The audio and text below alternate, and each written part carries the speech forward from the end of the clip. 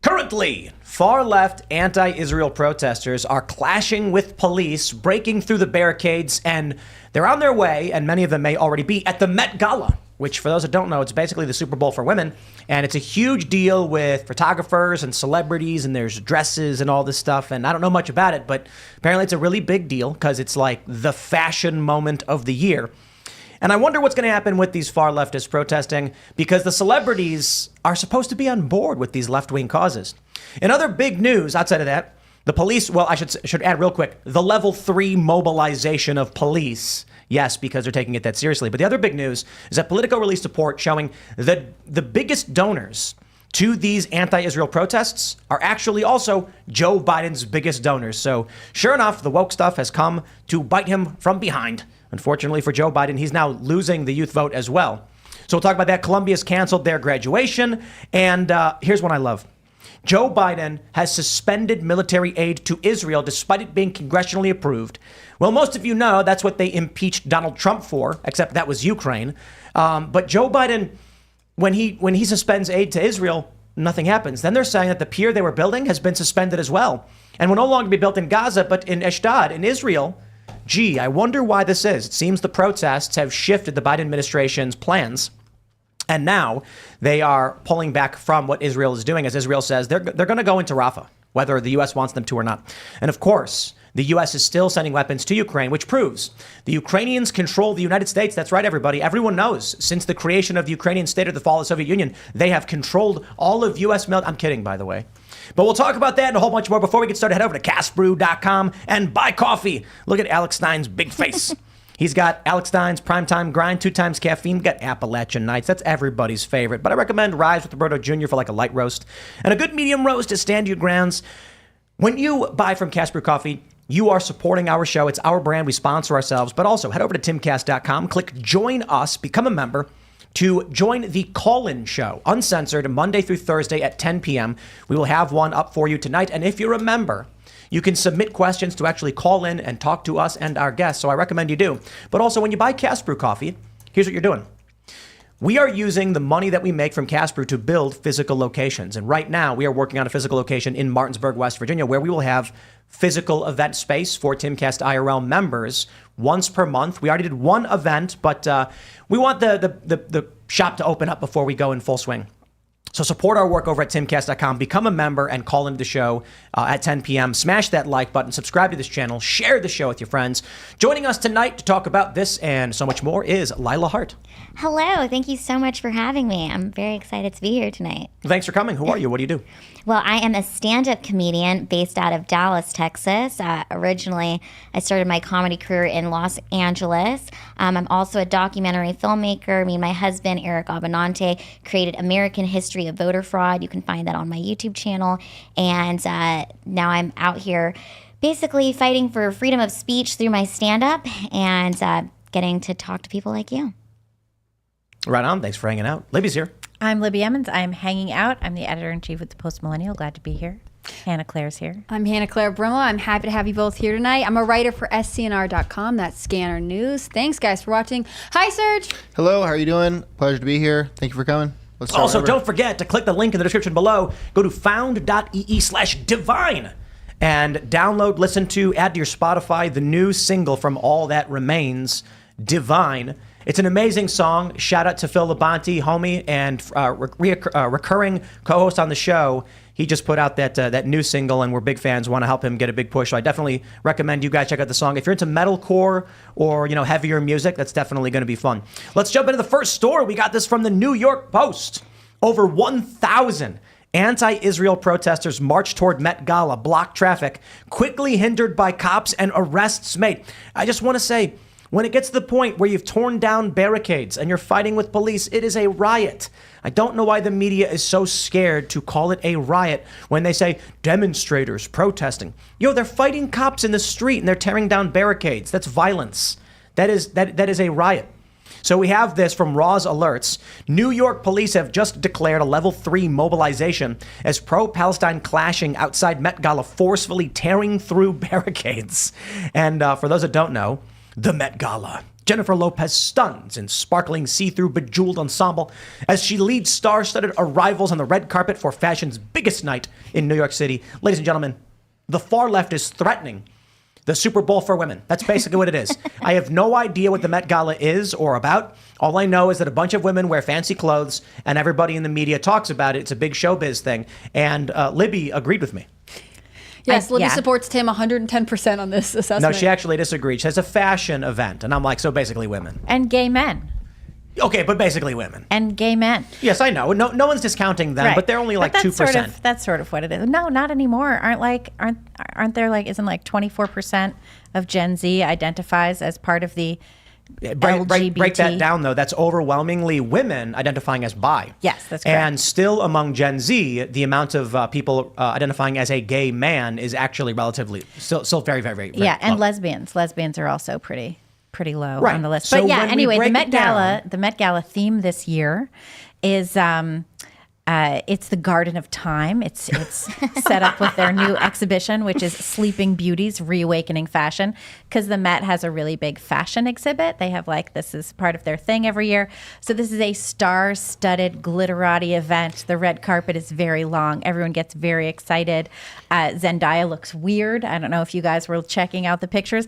And what I find really amazing, IRL, the fashion review right? at Yes, night. thank I got to you. be Thank honest. She you. looks better than the other two women. Yeah, but look at her eye makeup. I don't like that. Yeah, that's fine. Look. But yeah, I mean, she's a beautiful young lady. She always looks good. You know, she could pretty much wear anything. She always looks pretty good. But the thing that I love about this is that this is a bunch of Hollywood celebrities and New York rich people showing up to this event being protested by people who they claim to agree with on this cause. Yeah. That's my favorite part. Hypothetically, this is a fundraiser for the costume institute at the Met Gala, but obviously every year, and I feel like every year as social media has gotten bigger and bigger, it's just more about let me take my picture there to show that I'm elite and that Vogue's editor-in-chief likes me, which I just find kind of creepy and way too Hunger Games elite.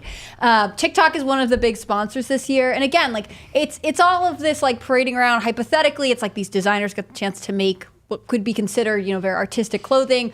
Ultimately, it's about presenting yourself as being incredibly important and famous. Yeah. But we talked about this a little bit before the show.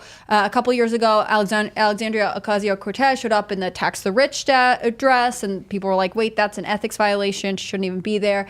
There was another state senator. Wasn't it that the dress was loaned to her or something, and it was super expensive, and there was There some was that, and investigation? there was also she got the tickets for free, and Right, the right, tickets right. are $35,000. Really I mean, it's expensive. crazy. Yeah. And so I'm kind of wondering if there will be a Gaza themed dress on the carpet tonight, because there have been increasing instances of people using this as a way to demonstrate their politics. The thing there, though, is hypothetically Anna Wintour, the editor-in-chief of Vogue, gets to sign off on what everyone's wearing. This is such a weird, controlled fame experiment that maybe Anna Wintour was no one's allowed to talk politics on the carpet tonight. It's the Hunger Games. It's Yeah. so the Hunger Games. It's creepy. Yeah. And now there's a bunch of anti-Israel protesters outside yelling.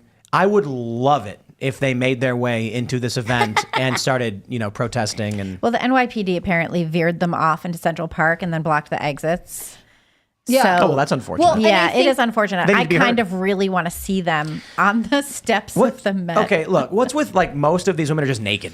Well, that's fashion, Tim. You got to just show it all off. Hypothetically. I mean, and some of these women- especially you pay so much money for your plastic surgery, for your new butt and your extra lips Right. and stuff, and your fancy boobs. You don't buy a Porsche to park it in the off. garage, right? No, come on. You buy this stuff so that you can strip down. They all plus so many of these people are high on Ozempic, right? Mm-hmm. High on Ozempic. Right. Well, if you're skinny, you're happy. Except Ozempic apparently blocks your pleasure receptors and makes you What? depressed. It makes people have. It's Yeah. increasing the number of pregnancies. It messes with Wait, birth control. what? So there's a whole Really? wave of women who've gotten pregnant Well, while they're on isn't that? Ozempic. I So think that's that's a positive. That's a great thing. It's a redeeming quality. Hey, I think that really funny. Ozempic is great. I love that skinny is coming back. I'm like, it's my time to shine. So Yeah, there you go. I'm sitting at 75 pounds. So I'm like, this is Well, just This fantastic. is your summer. Fair Yes. point. Ozempic ended body positivity, I guess. Yeah. Well, it's Let's just- bring back the thigh gap, baby. It's just admitting that it was body positivity when people didn't want to, who wanted to not have to do any work. But then when they decided they could pay for a drug to make themselves skinny, they were like, actually, we like skinny now. Yes. You scrolled past a picture, I think, of J-Lo Gigi looks Hadid, depressed. Yeah. and her sister Gigi Hadid. She's like she's a a model, model. but her sister Bella Hadid has been a really outspoken Palestinian Palestinian? advocate. They are Palestinian, and their dad has gotten in trouble for saying Super something rich. since the conflict. Rich refugees, Right, right? They're but rich refugees. I think Yeah. so. I know that's their heritage. I don't know like their specific That's connection. how the UN classifies you. If your family was ever from Palestine or Gaza, whatever, then you are a refugee. Right, and so Bella Hadid was like sparring with Netanyahu's government at one point in the last year, before the October 7th attacks, I believe. So Gigi Hadid, I think, has said nothing. Again, it's really interesting because you'll have these celebrities who are like possibly supposed to signal they're on one side of this conflict, but it makes me wonder how intensely they've all had to swear, like, no, we won't say anything. We don't want to disrupt this fashion event. Look at these. You got a couple banners here from the protesters at the Gotta Met have the Gala. watermelon. Colombia is complicit. All eyes are on Rafah. Like, what did Colombia do? Honest question. What did they do? They evicted students who they suspended from their dorm rooms. Okay, but no. I'm saying, like, what did they do to support Israel blowing up Gazans? Well, the demonstrators can't even tell you because their protests, their demands are all about their protests. Their And then- demands are all about the students getting amnesty. And then look at this other. They don't know This other anything. banner says they tried to bury us, but they didn't know we were seeds. And there's a couple of watermelons on it. Watermelons are that's the symbol for the Palestinian resistance when It's you're a watermelon. Yeah, it's like if you're not Wait, what? allowed to speak Yeah. out about Palestinian resistance, you use a watermelon, but these people are allowed to speak. And they're they're not showing watermelons. solidarity. Also, like, Yeah. it's just a mindless thing they saw on the internet one time, and they don't know what it means or what it's a reference to. Have you they're, seen They're the- literally protesting Israel, but they're mad about a university telling them not to sleep in the grass. A lot of these people are just pissed because during the BLM riots, they were in high school and they didn't really get a chance Yeah. to go out there and let loose. I think So a lot they of, just, yeah, you I know, think it's a lot Gaza of, Floyd. I think they're just Gaza looking. Floyd. They're looking for community. You know, it's like something to do, something to be a part of. It's an arts and crafts project. They're like, Arts and crafts. I can make a poster. That's kind of fun. I can hold it. Look like I'm doing something important. Do you think Well, Michael's, for- the craft store, is making a lot of money off of this poster wave? Just like with the Women's March after Trump, I read yeah. the same thing. So the thing is, with these young people, they're in college, and all of their peers are saying and doing this thing. So you want to fit in, and you Yeah. want to go with the flow and be part of the crowd. This is how you do it. The police are an outside institution that don't exist if you're on this university, right? The NYPD specifically. So New York government, the federal government, war, military is an out group, and the pro-Gaza in group. So many of these people don't know what they're protesting Absolutely, for. they They're don't. just there to be there. Yeah. Have you seen when you'll have like, you know, other students come out and be like, you're saying intifada, do you know what that means? And they don't. Of course they don't. They don't know what it means. They don't know that it means like violent uprising against Israel. Like They that just is want what to it be able means. to take like an Instagram photo or tweet it out and like, look, here I am at this protest. I'm doing the cool I thing. look really cute. They say globalize the intifada. And if you ask them, they couldn't tell you. And a lot of them will say things like, oh, it just means like to protest. It means rising up. And you're like, oh, so like what is the context of the first and second intifada? What happened then? And they're just like, oh, I don't know. And you're like, do you want to talk about like the bus bombings and like the people who were killed? Yeah, I didn't think you cared about any of that. And that was a lot of that was even just recent. Like, wasn't it like A in lot the of it. early 2000s? Yep, that's Yeah. crazy. Yeah. If you look at the list of terror attacks in Israel, a lot of them kicked off in the 2000s. Yeah, because you had Hamas went to war with Fatah in like a civil war in Gaza, and then Hamas won, and then they were elected to government, but it was after this like really brutal civil war. And that's when, and then you had a lot of the terrorist attacks happening at that time. Heavens, these protesters, oh no, they're demanding nothing. They're demanding only their things own for city. themselves. Well, it's just, you know, I don't live in New York anymore. And I kind of feel like this is nuking Democrats and Biden. There's a lot of people who, you know, I've talked to recently, and everyone, you know, we can point to one of the most vocal figures in this, Michael Rappaport, who have just outright abandoned the Democrats over this. And you know what we should do? Let's jump to this next story, actually. This is from Politico. This is huge, and this is radioactive for Joe Biden. Pro-Palestinian protests are backed by a surprising source, Biden's biggest donors. Sorry, for anybody paying attention, it's not surprising in the least bit. We assumed it already, but thank you, Politico, for actually reporting it, which is weird if you ask me. Like, really? Politico's coming outright and saying George Soros, Rockefeller, and Pritzker are funding the anti-Israel protests? That is uncharacteristic of Politico. I think the deep state is throwing Biden under the bus. I think so too. And I think Biden is trying to throw Hunter Biden under the bus. He faces gun charges in June. I think they're perfectly happy to let him get slapped with a bunch of felonies, pretend their problems just get locked away. They're like, your time's up, son. Yeah, I think you're right. I think the deep Ship is state sinking. is a little done with Biden. He can't do anything, you know. I mean, I don't know why they're mad. Useless. They're doing it's the same thing as what Biden does, funding every side of a conflict. I think you look at Republicans wanting to ban TikTok 3-4 years ago, or this is actually longer than that, right? This is like 4 or 5 years ago. When Well, was you this? had Trump did an executive order trying to ban TikTok. And it was like 2019, wasn't it? Yeah. And they blocked it. And then I think and you know, at the time it was like, we don't like that TikTok is woke and it's pushing all this stuff on kids. Now I think what happens is, with all this anti-Israel stuff, with Soros, Rockefeller, and Pritzker having funded this, according to Politico, many of these organizations saying we don't fund it anymore. Like, oops, they didn't know what they were backing. I feel like the deep state's now looking at it being like, guys, his people are more pro-Israel than the left, and the Democratic funding has all soured, gone strongly anti-Israel. The deep state's got no choice. Trump's the only option for them. Otherwise, what is Biden going to do? Biden suspends the ammo shipment to Israel. The pier that they were constructing is canceled and moved from Gaza to Israel. Yeah. It was attacked, and then they said, "Oop, weather, we're moving." Surprise, surprise. I think Joe Biden is bending the knee to the Democrat voter base, which overwhelmingly disapproves of Israel. And you can see now what they're funding. And this means for your older Democrat voter who is pro-Israel, Democrats are screwed. They're like Bill Ackman and Michael Rappaport and a lot of those guys. Is he voting for Trump now? Who, Bill Ackman? No, Rappaport.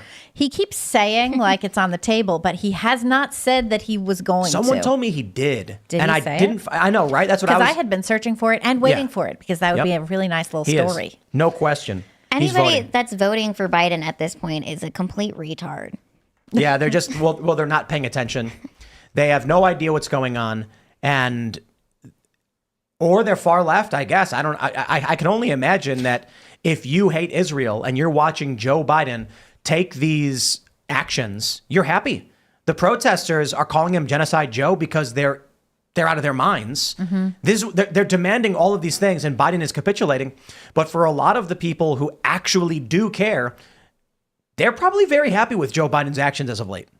I think Joe Biden supporters are a very weird group right now, because I don't know if any Democrats are like, I think he's a great president, I definitely want to vote for him. There's a portion, you'll talk to Democrats who are like, well, I would never vote Republican, so I guess I'm going with Biden because he's going to be on our ticket.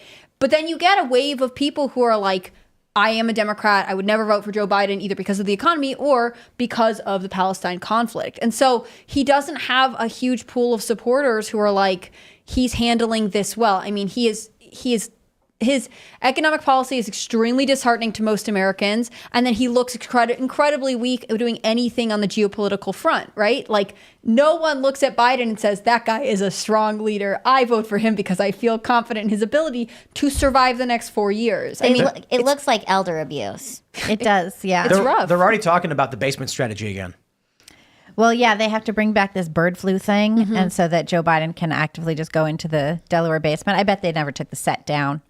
So No, he'd be I mean, all I bet set. he's been there the whole time, right? He goes to Delaware basically every weekend. I mean, why He was just do we there, think- wasn't he? He's Yeah. there, like, a couple years ago, they did a report on it. He is there for the majority of every weekend. Remember when Trump was president? They were like, he is golfing this weekend. He is hit terrible. Meanwhile, Biden is actually gone all the time. They're like, Well, and he's oh my never God, golfing. he When we deserves see to Biden on rest. vacation, he's sitting there baking like some sort of, boiled lobster on the beach.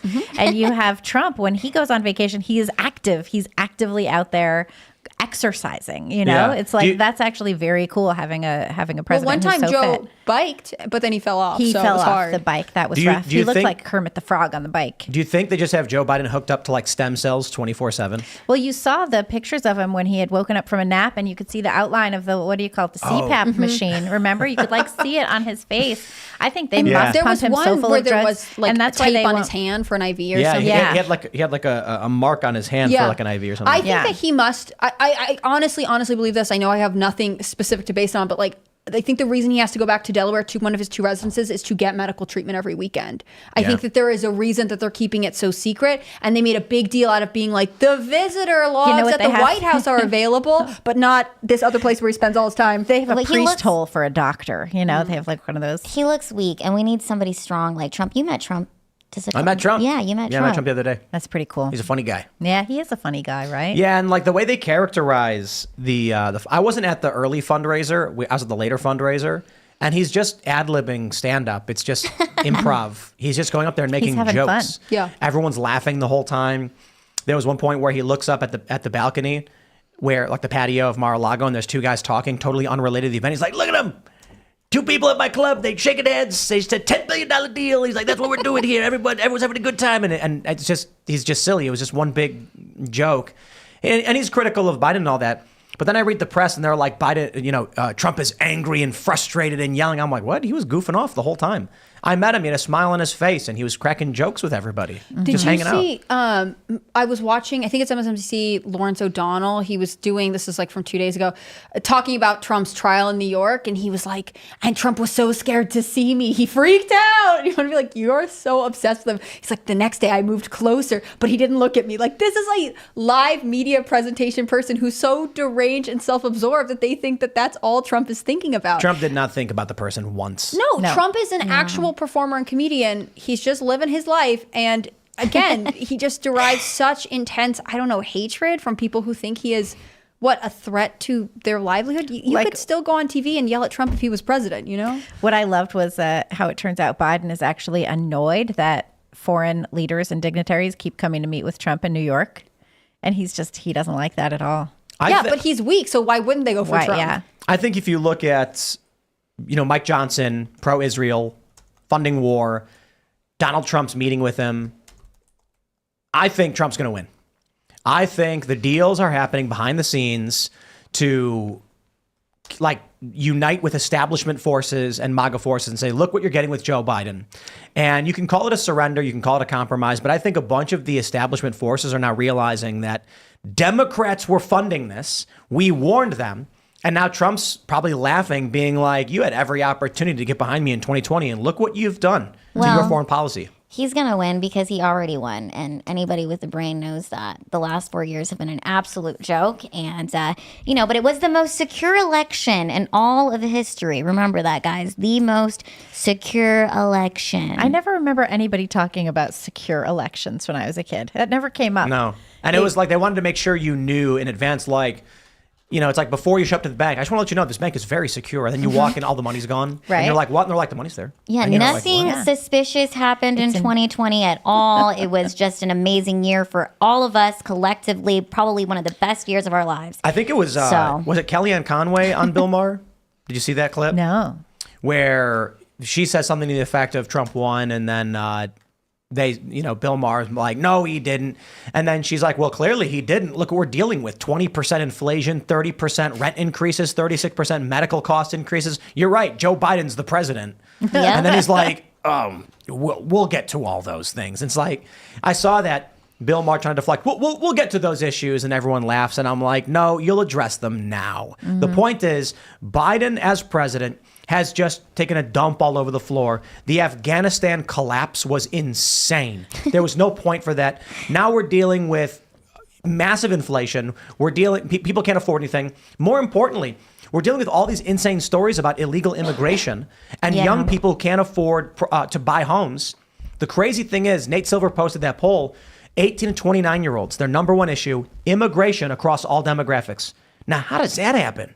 Immigration? 18 to 29, because they can't buy houses. They can't get jobs. They can't find a place to live, even to rent. Well, And it's that's not- no, go that's ahead. why that they're all out there protesting, is because they can't find jobs. I'm telling you, if these people had good jobs and were making good money and could buy homes, they wouldn't be out there with poster boards. Well, okay? and the thing too is you have like in Idle Hands, Devil's Playground. Yeah, and you have in Michigan and all kinds of other places, you have landlords being given subsidies to rent to illegal immigrants. Right. And it's like, if I was trying to rent an apartment in New York and these people who just got there, who just like crossed the border and got off the plane or the bus or whatever with their free stuff and no identification and whatever else. Yeah. And they're getting like $500 free from the government. It's like without Let's- having to go through Section 8. Like, Let's what jump the to this hell? story. This is from the Post Millennial. HIM's CEO walks back support for Gaza camp activists after stock loses $210 million. Talk about the wrong side of history, my dude. I love this story because it's two birds with one stone. It's a double whammy. So basically, he said, where's a stupid quote? He goes on to say, like, oh, I didn't mean to support the violence or anything. I'm talking about peaceful protesters. So this is a guy from, what is it called? His and Hers or whatever? Yeah, Hims, this yeah. is like the online wellness company. So he puts out a post saying, like, if you are protesting, we'll hire you because, we believe in it. And then their stock starts tanking, right? My dude, he only made it worse. Moral courage is this is his post. He said, moral courage is greater than a college degree. If you're currently protesting against the genocide of the Palestinian people and for your university's divestment from Israel, keep going. It's working. There are plenty of companies and CEOs eager to hire you, regardless of university discipline. Apply here. That's you a wanna, lie. You want to know why they lost $210 million in stock? The first reason is I'll pause. I'll put a hold in that one, and I'll come back to the number one reason. The number two reason why they lost stock is because he's supporting these violent protesters who in Portland just admitted to torching 15 vehicles, threaten to torch more. And people are like, dude, you're supporting violence. And so he tries to walk that back. But it's actually really simple why he lost $210 million. Okay, I'll break it down for you. When you say moral courage is more important than a college degree, imagine a business that says, we here at Jim's Auto Mechanics don't care if you know how to fix a car. We care if you don't like Israel. That's correct. It's like, I'm not going to get my car fixed by a guy who doesn't know what he's doing but hates Israel. That makes no sense. HIMS hires people, this is his admission, there is a strong possibility he's done this in the past, he's intending to do it in the future, and he tried to do it just now. They hire people who have no idea what they're doing simply because they hate Israel. Okay, that does not a good company make. All right, I'm not going to go to a baker. I'm not gonna go to a baker who has no experience baking but hates Israel. That just makes no sense. Look, I think his shareholders should thank him. At least he said it out loud. We're hiring people who aren't qualified and only screening them for politics. There are a ton of companies, I'm looking at you, Airbnb, who are probably doing this because it aligns with their politics, but it doesn't actually, but they're just pretending they're not doing it, They're not addressing it. They saw him make the misstep and they're like, well, we'll just do it and not tell anyone. At least this guy's being honest. Well, even him to say moral courage, people have different morals. So what if your morals are shitty, So it doesn't even make sense. Well, Yeah, what is moral courage? Like, What is moral obviously, he's courage? basically saying agreeing with me ideologically is more important than a college degree. Because I got to tell you, if like the morals a person ascribed to were fascistic or white supremacist, he would not hire them. And like a guy coming out and being like, do you know how hard it is to espouse my views? He's gonna like beat up in the streets. It's like, you're gonna hire that guy? No. Well, and he's not hiring Nick Sandman, the kid who got screamed at that pro-life protest, right? Like, no Christians moral courage, just this moral courage. That's What- an interesting thing too, is you see like these college kids out there with their crop tops getting down into the prayer pose for Islam, and they're like praying to Allah, and you're like, if you saw a bunch of Christian kids out there praying on campus, they would be roundly mocked and vilified. But if you're out there in crop tops showing off your body praying to Allah, like somehow that's some kind of moral superiority. They also- don't even believe in it. Right. I also assumed it would be, in some ways, offensive to people who are Yeah. practicing Muslims. Like, I know when I was in Turkey and visited a mosque, like, you have to be covered. That's part of, like, to them, showing respect to their culture and You can't religion, have a right? crop top? So, no. At least from what I remember, you're not even allowed to show your elbows. You have to cover all the way down to your ankles. Like, if that's how the standard they hold for themselves, why is it okay for the privileged college students to get around it? In an earlier segment, I broke this down as it pertains to college degrees, but for IRL audience members who have not heard that, I will explain to you. If a person comes to me and says, I'd like a job video editing, my qualifications are a college degree, I'd say, okay. Another person comes to me and says, I'd like a job. My qualifications are, for the past 4 years, I have run my own channel editing videos. Here they are. I'd go, interesting. And then a third person comes to me and says, I would like a job video editing. My qualifications are, I hate Israel. I'd say, well, I need a video editor, not an activist. So your resume goes right in the trash. And then between the college degree and the real world experience, yeah, I'm going to go with the person who's got a portfolio and has been working for 4 years, not someone in college. So don't make that mistake. I see that super chat already. I'm not saying college degrees are a skill, but certainly I understand that a person who went to college for video editing probably knows how to edit videos. Yeah. They just have a harder time competing with someone who's been working in the real world for 4 years. Absolutely. Now, if you were to compare a college degree with someone who has no degree but just hates Israel, what is wrong with you? You can't hire that person. That makes literally no sense. And there are plenty of like ambitious college students who know what they want to do. They get the degree and they also develop a really nice portfolio, work on the side. Like it's the being able to say, here is what I can produce. Here's the deliverable product that is aligned with what you're looking for. But for all of this, I feel like what HIMSS is also communicating is like, we actually don't care if you have any tangential related skill. We prefer to know that we are hiring people who are involved in this. And that seems crazy to me. How is your business going to run? I also think people just anyone can give themselves the term activist. I'm an activist. You don't need a degree, you don't need a job. You're just like, I'm an activist. An activist of what? You can just put that in your bio and then that makes you sound more important? I'd like to work for your company. What's your qualifications? I'm morally courageous. What morals? I'm not saying, but I am. Hire me. Well, but I think this guy figured out that it wasn't, in fact, that great for his business. And that's why he had to walk it back and show that he had absolutely no moral courage by any standards at all. He didn't stand for what he said he believed in. And it's apparently still dropping. I don't know, like the stock is still going out after hours trading and stuff like that. I mean, if he really believed in it, he shouldn't have walked it back. You know, he also should have learned the Bud Light lesson. Do you know what I mean? No, yeah, but he's more important than that. He walked it back saying, like, I don't support violence, anti-Semitism, or intimidation. I just mean, like, the peaceful protesters. I just mean, like, the good part, y'all. Yeah. Yeah, the blowing up of cars and all of that. That's so peaceful. But, I mean, if we're talking about just the Columbia protesters, you mean, like, the telling Jewish students on some occasions that they can't enter the property, or, like, the tearing down of barricades and fighting with police? I mean, come on, dude. These people are all standing arm in arm with each other. They protect each other. They call it a diversity of tactics. Their slogan is respect the diversity of tactics. That means if you disagree with someone's violence, you have to still support them in doing it, because we all want it. That's what they call it. Diversity of tactics. One group gets violent. And what would happen is you'd have people at these protests, like Occupy Wall Street, for example, and the subsequent protests surrounding them. And they'd say, hey, guys, stop fighting with cops. You're not helping. And then they would all go, respect the diversity of tactics. Mm-hmm. What is that? That's the stupidest thing I ever heard. Imagine you have like a general, and it's like a war front, and he's like, if we go to the west, we'll be outflanked and destroyed. So we have to go north through the forest and then cut west and then south to flank our enemy. And then someone goes, I know. How about we all do random things and then we'll have a diversity of tactics and strategy. They're going to be like, we'll lose in 2 seconds. We need to focus our forces on a plan. Well, you're not respecting their feelings. They're not feeling encouraged or supported. The real reason for the quote-unquote diversity of tactics is so that people who don't agree with violence are convinced to support violence, because the real tactics and strategies of those who are organizing these things is to be violent. And then when newbie activists show up and they're like, I don't know about fighting with cops, I'm like, well, you shouldn't, and that's cool. We respect you. But you have to respect the diversity of tactics, because not everybody does the same thing, right? Right. So we're going to need you to help us build this thing right here. These people would go to these meetings where they're like, we're here to have a meeting. And what they're doing at the meetings, they're making weapons. They're making shields. They're making clubs too. They're learning self-defense. Like UCLA at their Gaza camp, they had a time period where they were teaching each other self-defense using sticks and making shields out of garbage cans. They were destroying that kind of stuff.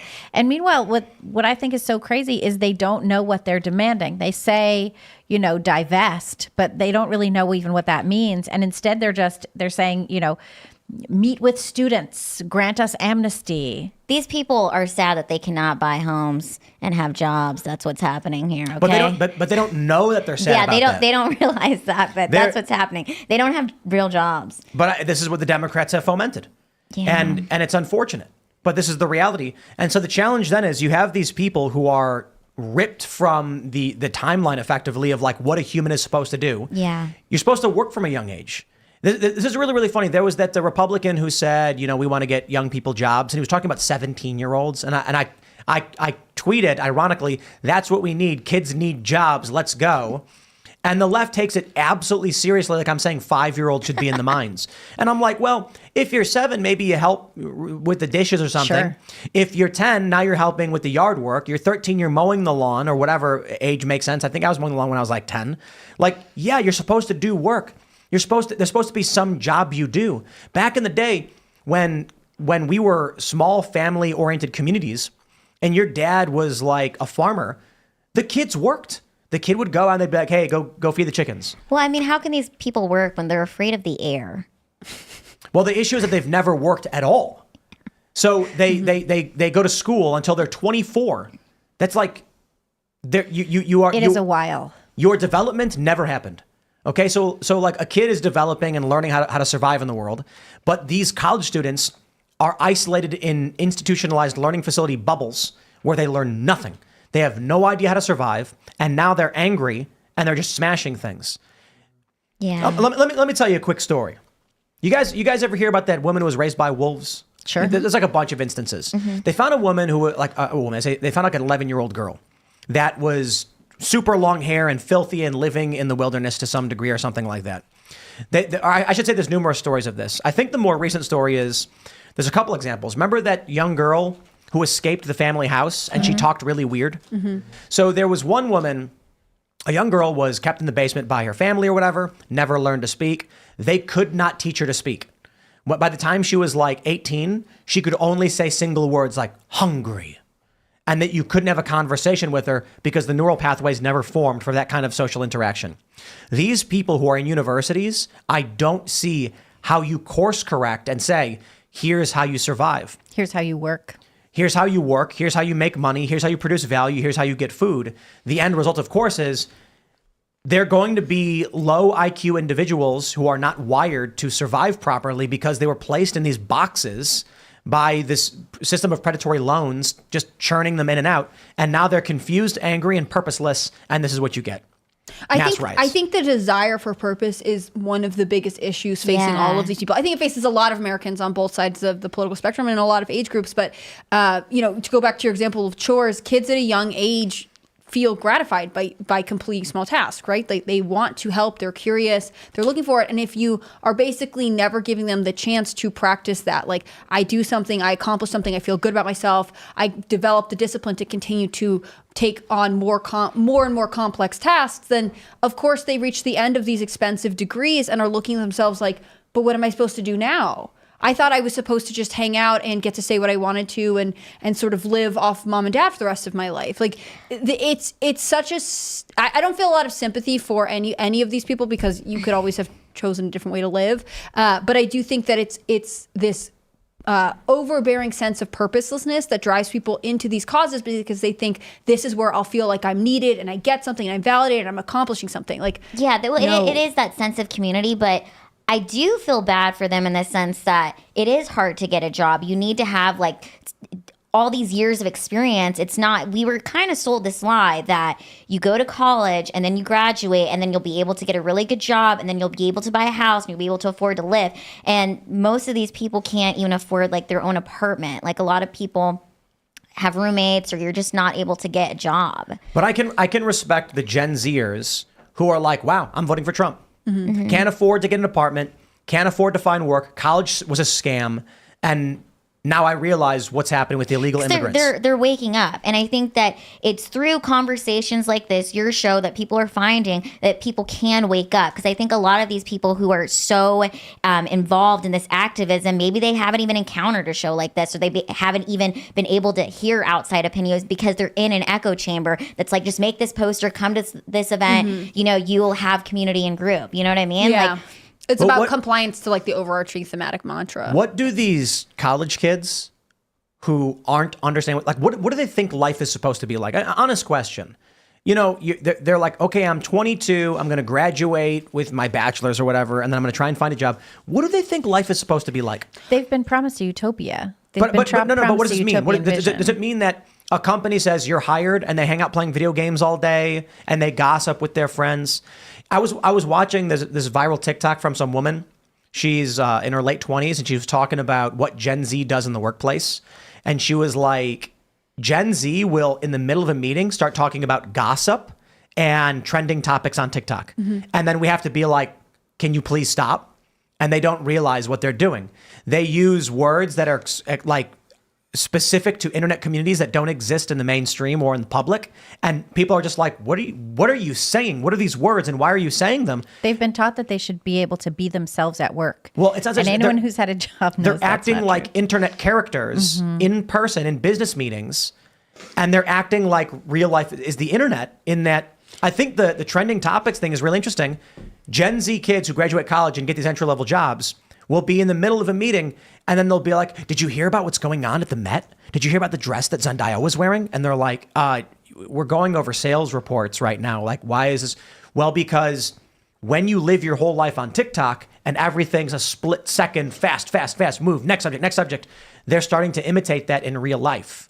Well, I mean, it kind of makes sense. You have to think about what happened 4 years ago and everybody was like locked down in their homes and people were not allowed to say certain things. Even now, there's certain things you can't speak about. And so you're kind of being dictated by the algorithm, you know, and there are a few brave people that are speaking out against it, but it's kind of hard when it's all the algorithm kind of tells people what to think and do. And it's like, oh, how much of what you're posting online is what you actually want to post? Or, you know, oh, if I post this picture in a certain way, this is going to get likes and that's going to give me this validation. And at the end of the day, people want to feel validated in some way. And they're not getting paid enough at work to be able to have a real life. I think so they're can kind of be- stuck on the internet. They can have economic frustrations. I think we can talk about how difficult the economy is. We can talk about that, like this false promise of the bachelor's degree will set you up to immediately be part of a successful middle class lifestyle.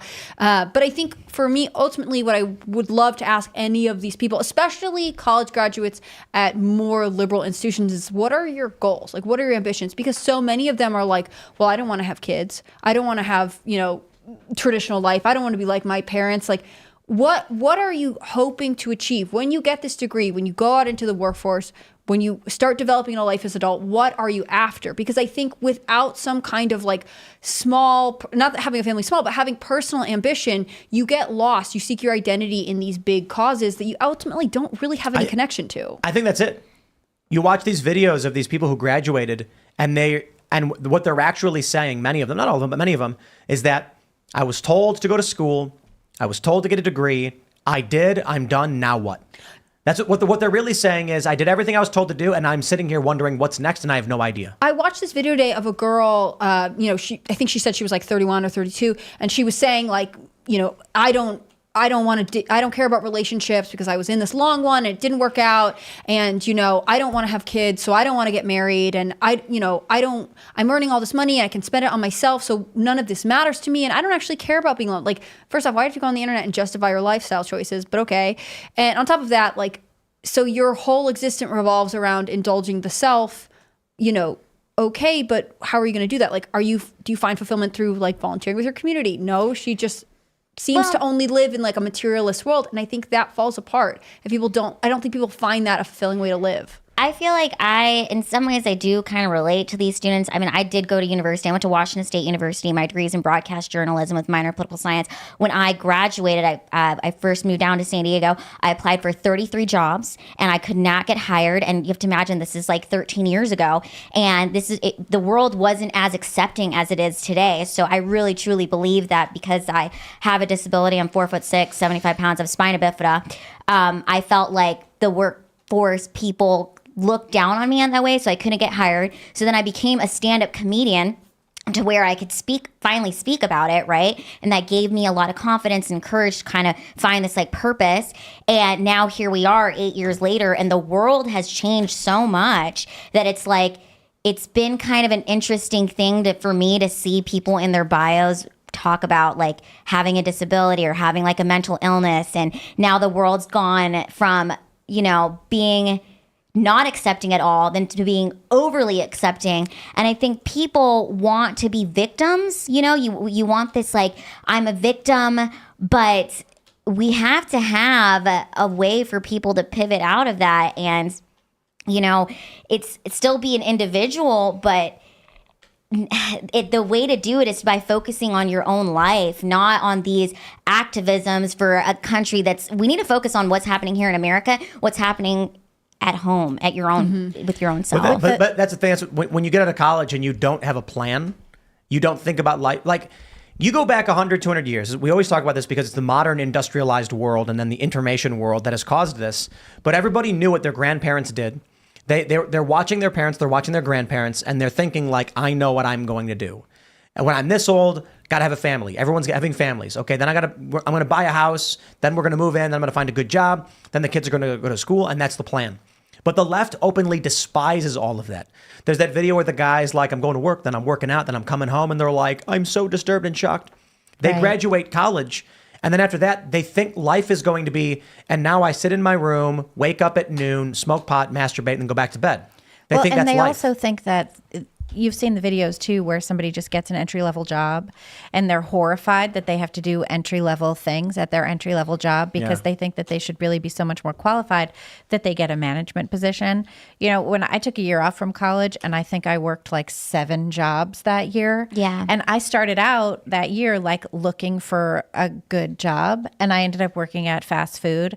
And then I worked at a series of there was like fast food, there was a record store, there was a bookstore, there was a hat shop. I just took whatever job I could get. And after college, I took whatever job I could get. I was making my first real job out of college in my field. I was making $16,000 a year. You know what I mean? I couldn't afford anything either. But the question I have for these Gen Z people who in the workplace are adopting internet personalities and bringing those in, is the workplace going to manage to mold these Gen Zers into reasonable people in society, or is Gen Z going to mold the workplace so that we all have to fit in with that? Yeah, that's because they're going to get older. They're going to take over these companies. Well, to be fair, maybe not. Maybe they collapse a lot of these companies because like Hims. Yeah, this is a guy who is he's an activist first, emeritus worker second, and so you see people like this. As you shift more and more into this activist ideological realm based on social media trends, you're going to get CEOs, and we've seen with Bud Light, millennials, when activist millennials and then activist Gen Z, because a lot of Gen Z is getting more based, move into these companies, and they're going to be sitting down saying, it doesn't matter if you're factually right. It matters if you're morally right. And the other person's going to be like, yeah, moral courage is more important than a college degree. Then it's going to be a sock company, and they're going to make products that are just weird, twisted balls of yarn that don't do anything. And they're going to be like, yeah, but it's the feeling and the ideas behind it. And then no one buys it. And they give free ones to the homeless. Yeah, I was going to say, you do see a rise in these retail companies that are like, if you buy one of our products, we'll donate whatever this project is to whoever needs it. Yeah, there's Bombas does that. Bombas does that. Destroying the world. You know how Tom's destroyed the economies in Africa, right? Yeah.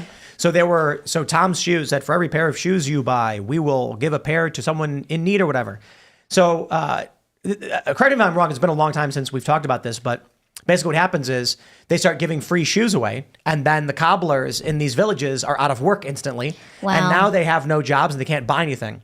So then the farmer is like, how come I'm not selling as much as I used to? Well, it's because the cobbler doesn't have any money because everyone's got free shoes. So then the bread maker starts struggling because he's like, now I've lost a couple of my big customers, or a couple of people that I made food for. Now I'm not getting the money I need for the supplies to make the bread, and then the economy starts collapsing. Right. Because you're dumping free product into it. That happened with all of the Goodwill stuff that was going to Africa as well. It would show up on I think the west coast of Africa, and all of these old T-shirts. And so what started happening was the people that made clothes, the local tailors and stuff, all stopped making clothes because there was all this free clothes. And now if you look too, then what started happening is people who do make clothes, they started making clothes out of old T-shirts instead of clothes out of fabric that was being made locally, in the communities. It's really a shame that we've done that. And we've done that because we are compassionate, and our compassion is totally a weapon that we use to destroy ourselves, our nation, other nations. The best way to be compassionate is to allow people their dignity. Right. And it's used against us, right? All of these companies adopt this, if you buy from us, we're doing something good and whatever, to make you buy the product, especially people who are sort of like activist, progressive minded. They'll say, oh, well, maybe I wouldn't have bought this product, but I'm definitely going to buy it because it's justified. It's making activism a reason to sell. I don't think it's actually genuinely thinking through, like, how can we best serve these communities? Maybe a couple of the companies are. I don't want to generalize too intensely. But again, it speaks to how this overarching idea of like signaling that you are an activist who cares about the right causes is becoming so interwoven into every aspect of our lives that, of course, Gen Z college kids can't get away from it and think this is their big ticket into a successful life. I think the activism is an escapism from your own life and maybe your own failures. So if you can kind of, go to this protest, you don't have to like look at the fact that you're failing out. Your failing is your life. They don't have to go to class, They're like, I could just go to this protest. What young people don't understand is that you don't need a job to make money. You need to find a way to trade with people to get things of value. I love that story because there's a story about a guy who traded a paperclip for a house. And there's actually a bunch of stories that it's been replicated over and over again. It's this thing that people do to track and make a game of it. They start with a paperclip and they go door to door and say, I've got a paperclip that I'd like to trade for something.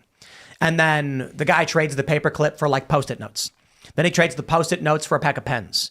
Then he trades the pack of pens for like a notebook. Then he trades the notebook for like a broken bicycle. Then he trades the broken bicycle for a broken lawnmower. And then eventually he ends up trading for an actual house, a broken down, cruddy house, but a house nonetheless. And the point was like, trade is basically, it's like arbitrage. It's putting things where they need to be and taking things from people what they don't need and sending it to someone who does need it. Young people don't get this. Well, it's because they've been sold this lie. Like, you go to school and then you get out and you'll be able to just get a job right away. When I first graduated, I felt like my first years in the real world, I called it my freshman year of the real world. And now I'm in my sophomore year of the real world. And it's totally just not what you think it's going to be. It's really just sold as this: you go to school and then you're going to graduate and you're going to get a good job that's going to pay you a value. And then you end up working in a 9 to 5, driving in traffic for an hour and a half and wanting to kill yourself. Yeah, I remember how miserable my first job out of college was. And part of it was I don't think I had completely determined like what I wanted to be doing. Because like Tim is saying, ultimately what you're saying to an employer is I have these skills and in exchange for my skills you give me these monies. But you have to develop skills that you're actually interested in exercising every day.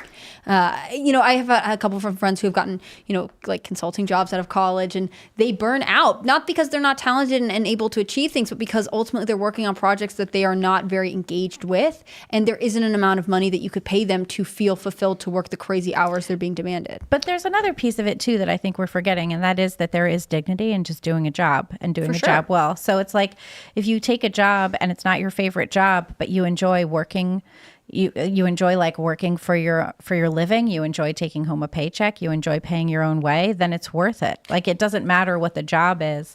If you do it well and you're satisfied with your income and it's good working conditions, then that's worth your time. Definitely. Let's jump to this next story. We got this from The Independent. Leaked audio reveals Trump discussing his vice presidential picks. The former president surprisingly did not mention some major contenders like Vivek Ramaswamy.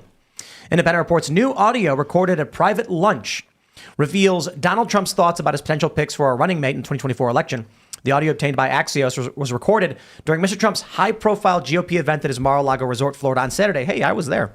Attendees included major Republican donors and many contenders for vice president. Mr. Trump's top picks for a running mate include several senators, representatives, governors, and former presidential candidates. However, other expected contenders for Mr. Trump's running mate weren't discussed at all, according to Axios. Entrepreneur and former 2024 presidential candidate Vivek Ramaswamy was not mentioned, according to the Axios report, despite attending the event. Take a look at this. Who do you got here? Do they mention who's in that list? No, they don't. The governor, so they say Kristi Noem, governor of South Dakota, got a shout out at the lunch, according to the leaked audio. That comes as no surprise. Somebody that I love, Mr. Trump said of Miss Noem, she's been with me, a supporter of mine, and I've been a supporter of hers for a long time. The governor is a longtime ally of Mr. Trump, blah, blah, blah, blah. So here's this photo. Okay, well, there's Blagojevich. Everybody remembers him, right? And I think that's Byron Donalds and Mike Johnson's there, and Burgum was there. We got Vivek right behind Trump. Vance is in that picture. I see Vance. Yeah, JD back Vance there. is there. So actually, while this is going on, I had no idea, and I was sitting at the pool at Mar-a-Lago, and just I had an Arnold Palmer. And I was going swimming, and I was watching Cody Dennison race, ARCA racing, NASCAR, on Fox Sports 1. And had no idea that literally just like on the other side of the building, Trump and everybody's hanging out. So what ended up happening is I get a message like, hey, did you see the president? And I was like, I knew he was coming down to Florida, so he was here, but I didn't realize they were doing something like this. So I was with Luke Rutkowski and my girlfriend, and I was like, I don't have a suit or anything because they won't, like, you have to, after 5, you have to wear a jacket and a suit or whatever. And then I was like, should we go get clothes? And I was like, I guess. Like, what are we doing, I got to meet Trump. It was great. And I got to talk to a lot of people at this second half of the fundraiser. So I will tell you this. As I'm walking in, I saw Burgum, and then I see Blagojevich. And I was like, oh, man, I'm from Chicago, so I know all about it. I wanted to say something. Saw Mike Johnson sitting in a room talking with somebody. And at the fundraiser, there were conversations being had. And so I will just say this. If Donald Trump chooses Marco Rubio as his vice president, I believe he wins the 2024 race. I think Rubio is a good choice as well. I'm not saying he's a good choice. Yeah, I'm I saying think he's a good choice to win the election. I'm saying that for reasons unrelated to the election, completely outside of whether anyone likes Rubio or not, if Donald Trump picks Marco Rubio as VP, it means he is going to win the election. Why do you think so? Because it implies Donald Trump cut a deal with with the establishment Republicans. Establishment forces. Yeah. And they're basically, which includes Democrats. And they're basically saying, okay, you bring Rubio in, you work with Mike Johnson, we get our wars, we get all of this, then you're president. Yeah, the issue with that is it sets him up for 2028 to go into the White House himself. Rubio? Yeah. Yeah. So I think that's why so many people are backing Vance right now. They'd like to see Vance be the next. I mean, I think this is what a Trump presidency means for the Republican Party, who is going to be the heir apparent to this legacy that he's built. Yeah. Vance doesn't give him anything, though, in the election. The rumor is, among high-profile Trump-affiliated people, Rubio is already the choice. I don't. That's what I've been hearing behind the scenes myself. Yes, but I hear different rumors all the time. I will say it would be an effective choice, and the vice president doesn't actually do anything. So, and so, not that anybody who was talking to me said, "Hey, don't repeat this," but basically the word that was going around, and the word that's been going around, especially with people who have come on this show before, and people that I know, it's he's already picked Rubio, and I'm like, okay, that's not true. Like, I don't know for a fact that's the case. It's a rumor. People are claiming that Trump already picked Rubio. And what they're arguing is that Rubio is basically cutting backroom deals. I shouldn't call them backroom deals. He's cutting deals for funding with big DeSantis donors. DeSantis, of course, coming out saying he's going to back Trump. I think that's what happened, right? Did DeSantis endorse Trump? He said that he was going to go out on the campaign trail, I'm pretty sure. Right. Yeah. And he did before say, like, of course, I'll back the nominee. And now you've got people who back DeSantis are backing Trump.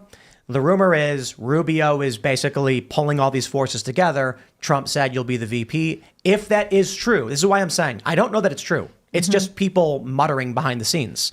That's why I'm like, if we get an announcement that Rubio is the choice, Trump's winning. Well, unrelated to the election, like there's a deal. There's deals in place with the establishment. The thing too, though, is like I've heard back, stories about Rubio as well, that he's probably going to be the choice, or that he's like definitely in the lead. We've been talking about that. But the other thing too is people who don't like it, who are definitely like hardcore MAGA populist side, they're looking for a kind of purity in politics that doesn't exist. And it's really a mistake to start believing that politics has a purity. And that's what people did with Obama. That's how they essentially deified Obama. And that didn't do anything good for the country. It didn't do anything good for the presidency. You always have to remember that deals are important. That's why when they pushed McCarthy out, the first thing I thought was McCarthy knows how to play ball. He knows how to make these deals. He's not swayed the way Mike Johnson, for example, is swayed. It was much harder to push McCarthy around because he's a guy who's making deals. They brought Mike Johnson into the secure into the skiff. They impressed him with his own importance. They impressed him with an aluminum baseball bat being banged on the floor, and then he walked out and said, "Wow, what a meeting! Right. I get it now." That's not McCarthy loved that job, right? All McCarthy ever wanted to do was be speaker. He loved it. And so he was good at it, and he was playing both sides against everybody. I think with the Israel stuff, there is a strong possibility that Trump has already met with establishment groups and donors, effectively cutting a deal with the deep state that they'll get their Israel support. He's the most pro-Israel candidate there is. And if they go with Biden, they're screwed. And so this is you can call it deep state surrender, perhaps. I think it's probably more of a negotiation, a compromise in business where Trump's like, look, we're going to get what we want. We want domestic policy. I'm going to fulfill my promises, but you'll get your Israel support. You'll get your Ukraine war. And this gives Trump plausible deniability. When he inherits Biden's Ukraine war, he will call it that the whole time. I just think it's so sad how our vote doesn't really seem to matter at all. I think part of it is I think it does. I think the vote does matter. I think you have to participate anyways. You can't say the election's not working if you also didn't participate. Like that's not how this works. I will say I think a lot of our perspectives on all of this is warped by the media's presentation. Like even in this Daily Mail article, and it's a British publication, they're saying, well, top contenders were left off the list, like Vivek Ramaswamy. But we just know Vivek is, who has been really interesting. He had a very explosive influence on the Republican primary process. He's an internet favorite. We don't actually know that he was ever on any list for Trump, even though he is potentially someone people would like to see more involved with the Republican Party. So, of course, Rubio's been around for a lot longer. He has more of an establishment feel. I think that there's, every chance in the world that he is a potential VP pick. But I just don't think we can know officially until we hear something from Trump himself. Because I remember, was it after South Carolina? I can't remember. There was a night that Trump was on the campaign trail and Burgum had spoken at one of his rallies. And Trump was like, oh, we all know who the VP is going to be. And immediately the next day, everyone was like, oh, it's Burgum. Like every once in a while, Trump gives us this hint and people are like, haha, I know. But you don't know until Donald Trump has spoken. The rumor among many people at this event was these were tryouts. That the reason all these people were there is that they were his top picks for who his VP might be. And he was basically holding tryouts. So to see the Independent then come out later and be like Trump openly discussing potential VP picks, I will say it's getting late. It's like I think it behooves him to keep the VP thing longer because I think we've talked about this before. Like the longer he has lots of potential VPs, the more acolytes he can send out to campaign on his behalf. He is still making it to campaign events basically on Wednesday when his trial in New York isn't happening. But again, it's better for him, for all of us to be wondering and want to see what everyone says. I mean, I saw a clip of Tim Scott being interviewed this weekend. People occasionally throw Tim Scott around as a potential. Christy Noem was out there. Christy Noem was out there. She's having a rough time. She's having her weird moment. Yeah, she's. I don't know how her tryouts are going. Is all I'm going to say. But but she has been dedicated to Trump. Well, I think the only mistake she made was she killed the puppy, which is Kim Jong-un thing, which is fine. But she should have ate it afterwards, and then I could have respected it as a Asian. I do eat dogs, so if she would have killed it and then ate it, I'd been like, "Hey, I'm for that." I mean, the argument then would be like it was a farm animal that we ate. You're all that's right. You're offensive for criticizing my decision to eat an animal, but the argument was that it was killing chickens and had bit people, and so she had to put it down. Yeah, see, I can't get down with that. If she would have killed and ate it, then we'd be like all for her. But, look, I'm going to tell you, I now want to read her book. I feel like I have to know what happened because there's also like other stories that are coming out that like she's saying all kinds of stuff. She has been incredibly devoted to Trump for a long time, and I think this is also where the VP race becomes interesting because, again, like I said, more than anything, I think people feel like the VP is going to be who Trump taps as his heir apparent to the MAGA movement because he can't run again. Like if he wins, this is it, which is also interesting. But I think that there are, it's tricky because he is sort of on trial still. Are you guys hearing a weird thing? Yeah. Someone's cell phone or something? I'll take mine off the table and see that. It's gone. That was it. Oh, good. I'm interrupting myself with my own cell phone. Yeah. But I wonder if Trump will announce, like, I think he will drag this out for as long as possible, right? There are tons of people that could still maybe last minute come onto stage. Trump takes one meeting over there. If this one guy gives a good interview in his favor and then he's seen at Mar-a-Lago, like the drama of the VP adds a level to this presidency that, other campaigns just don't have. I think he should make me his vice president because I'm landslide Lila. And if he made me his vice president, we would win. That's just. Well, what's your platform? What's your big issue? My big issue is just being awesome. So just vote that's for a winning me. ticket. Yeah, exactly. That's like Melania's Be Best thing. Remember Yes. that? Like, that was her first lady initiative. Be best. To be honest, what works in politics is simplicity because you want to go for the lowest common denominator. So coming out, you make a campaign ad. This is why they don't do it. You make a campaign ad where it's like Donald Trump argued for a budget increase of 17% targeting border crossings with CBP and ICE working. And people are like, huh? And then if you make a video where it's like Trump says build a wall, everyone's like, well, okay, I understand this. I totally understand what you're doing. My slogan would be, I may be small, but I can make a big difference. I love it. I think Yeah, it's that's not great. bad. People would remember that. I think that they're. That's like beauty pageant level stuff. Well, she gave her beauty pageant smile right after. That was She's it. ready. That's the one. Do you guys think I don't want to believe it will be Rubio because like when I first heard the rumor, I was like, oh, that's it. It's over. Like the dream has come to an end. If he picks Rubio, it's basically like MAGA is done. Well, you have to remember that politics is politics. I mean, it's not, politics does not have a greater meaning. Politics is not something to sink your purpose in life into. It's a bunch of people vying for power. Some of them have some decent ideas. Sometimes something good happens. But mostly, it's a bunch of people vying for power. MAGA is great, but we should change it to MABA, okay, which is make all buildings accessible. Ooh, Oh, yeah. Interesting. You really are campaigning BVP. Yes, over I there. am. I think Look, I even have my campaign shirt. See, landslide Lila. Oh, that's Vote for cute. me. I think people put other people on pedestals, and seeing Trump at Mar-a-Lago, and I shouldn't even. It's not even so much about Trump. It's about all the people that's passed through our studio rooms, from the smallest personality to the biggest. There are people who live in this world where they live in a class system of their own mind, and like seeing Trump at Mar-a-Lago and the way people behave around him, it's just like, dignify yourselves, gentlemen, please. Like, Trump is a guy, he's a billionaire, he's a former president. There's a lot of things that he is. But ask yourselves, why are you bothering him? Like, why would you walk up to him and just try to tell him your life story? I don't get this. And it's not just of him. Yeah. But This is what people do. You see this happen at parties. People do this to you. They approach you and they're like, "Oh, it's you." And for me, but for many other people, the idea is like, I must tell you this thing, and everyone's trying to hand him stuff, and everyone's trying but it's not, I'm not just talking about him. I'm talking about like literally everybody. You go to Mar-a-Lago and you see the guy sitting down eating dinner and walking around, and it's no different than literally anybody else. Okay. And how was he when he met you? What did he say to you? He just said I had a great face. I love that. Yeah. He said, someone said, Tim's one of the biggest influencers on YouTube. And he goes, well, how could he not be with, look at his face. That's basically what he said. And then he said he was the biggest influencer, and it was funny.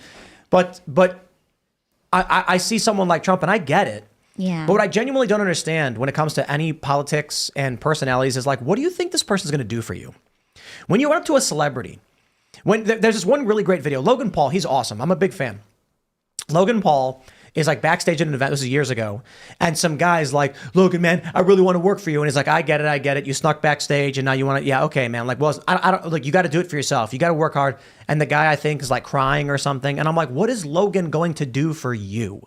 Why are people, it's like they live in this reality of class hierarchy where they put other people on pedestals. And the reason I bring this up is when you work alongside big names, when you're on the phone negotiating interviews, and when you're booking celebrities, it's just a bunch of people. No different than literally anything else, but everyone is acting like you will get something. I just genuinely don't understand. People need to understand that when Donald Trump is sitting down in the White House talking about foreign policy, it's the same thing as you and your buddies talking about foreign policy. Granted, they have classified information. I get that. I was talking about with like juries and judges, especially with Trump right now.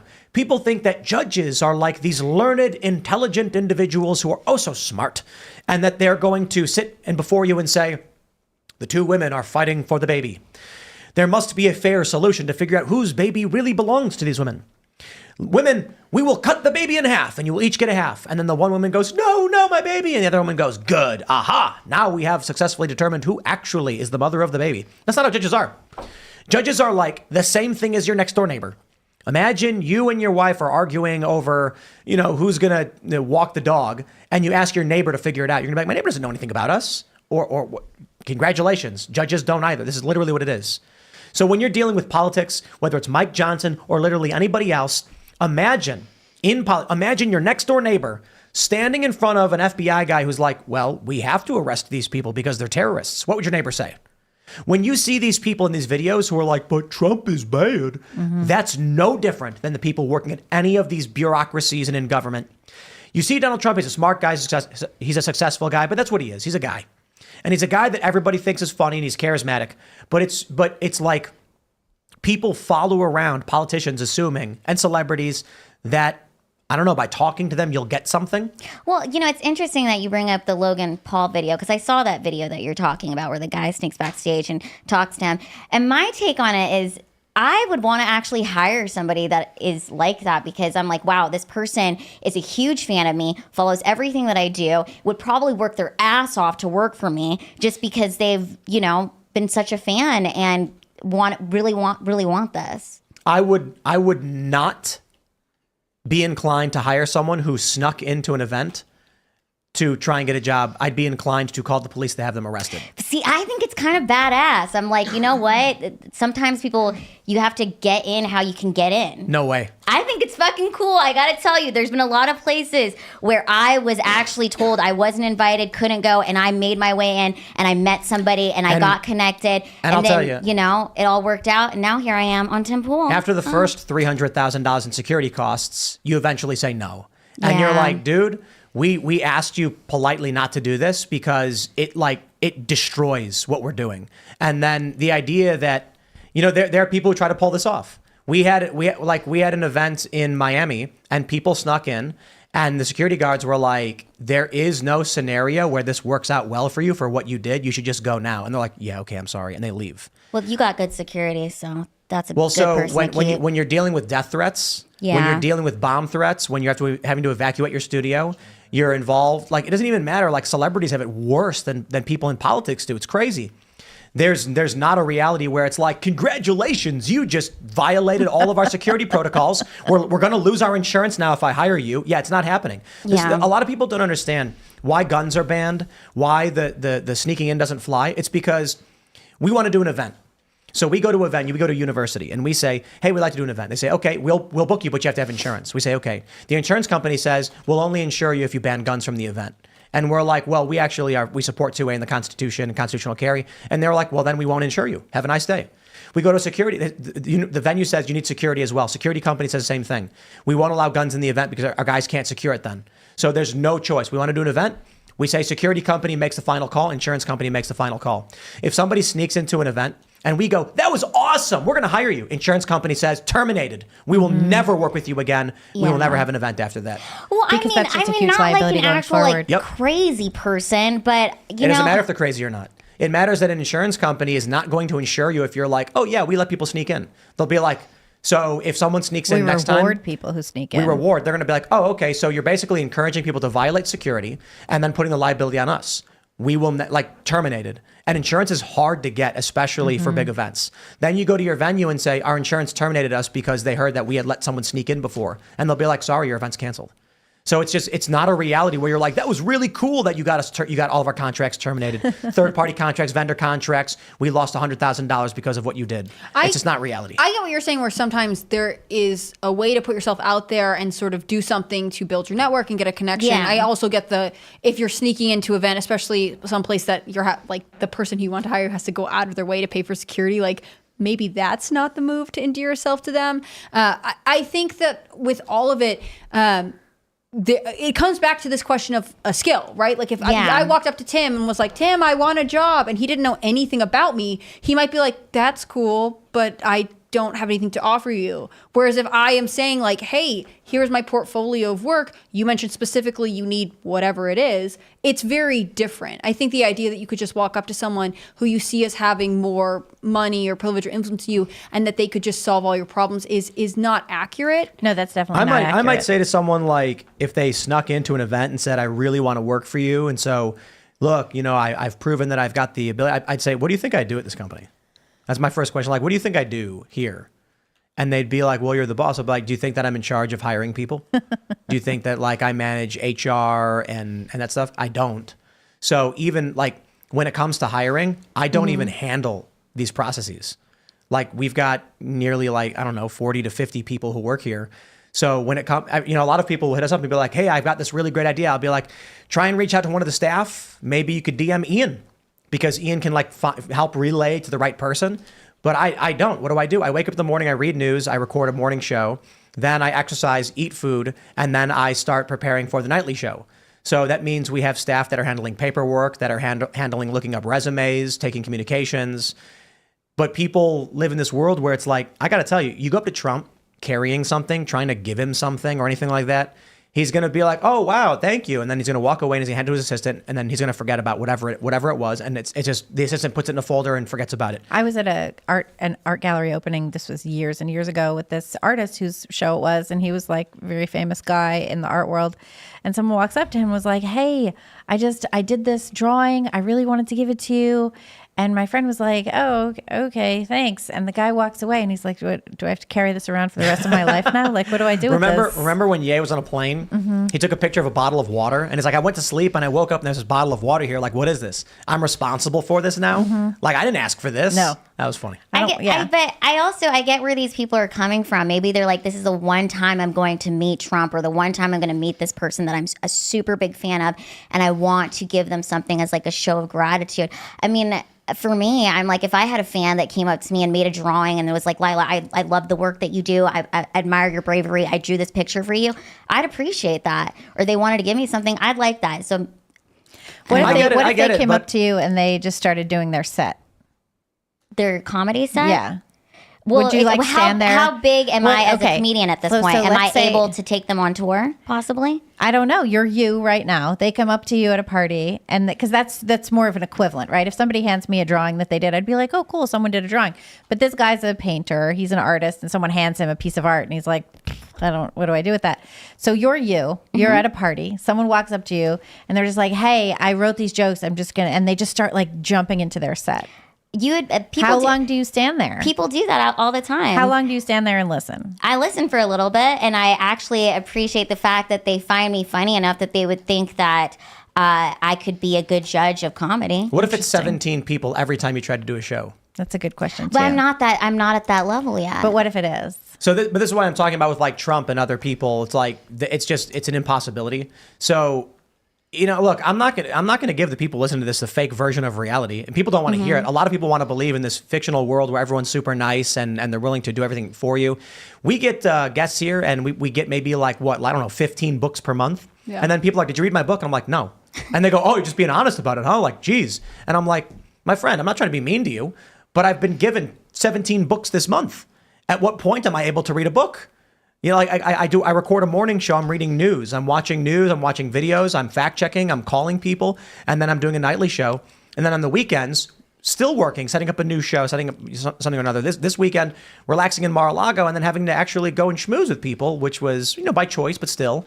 And I'm just like, you can bring your books in. People come here all the time and they bring stuff and it's like, it's really great. And they're like, this is for you, this is for you. I'm like, great. And then we have a big pile of stuff.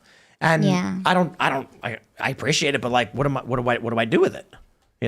It's just the reality of how things operate. Well, and I think that is wonderful, Tim. Like, it's great to be at the level of success that you are right now, that it doesn't matter. But I just feel like for me personally, like my encounters with my fans, like it still matters. And that's just where I'm at right now. And I don't know if that's ever going to change.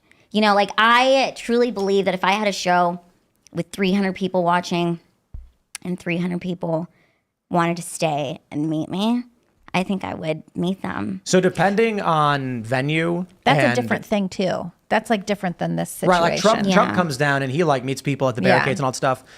But, there's a certain point at which your security company will just pull you away. They'll grab you and they'll just pull you out of the room. And if you say no, they'll be like, then we are terminating your contract right now and have fun. And then it's like, well, if we don't have security, we're not going to be able to get booking. Like, we're not going to be able to do venues or like we can't work with this company again. If you hire a security company but say, I'm gonna tell you, when to and when not to and what we're doing, and they're going to be like, look, if something happens and we can't provide security. I'll give you an example. We got Alex Stein. I don't know if we're supposed to say this. I'm going to say it anyway. We got some people in trouble at a show because we did a bit where Alex jumped on stage, if anyone remembers that. and the security company fired the people involved. And they got fired because the security company genuinely tried to stop him from coming on stage, but they weren't supposed to. The reason they wanted to stop him, even though we were like, Alex is going to come on stage and put on a show for us, and like he'll be a part of the event. The security company didn't say this to us, but I should keep it as vague as possible because I don't think I'm supposed to be saying this anyway, but I'll say it anyway. The security company that got hired now is publicly known as the company that let someone storm the stage. And so people are going to say, why should I hire you? You failed to stop a guy from storming the stage at an event. That's your fault. Well, So they fired the people. Speaking of Alex Stein, Cask Brew Coffee is great coffee that we all Certainly. love. And, there is a conspiracy out there, Tim, that you want to get Alex killed because the last two people you had on the coffee are no longer with us. Well, they were It is animals. A rough mess. And Alex is an animal. Have you guys seen him on stage? He's an animal. Let's jump to this next story from the Post Millennial. Trump reacts to Judge Merchan's threat of jail.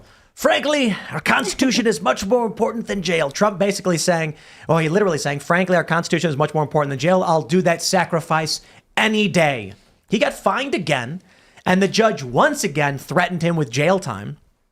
But Trump, of course, is saying he would make that sacrifice. They're trying to stop him from speaking. This is the crazy thing.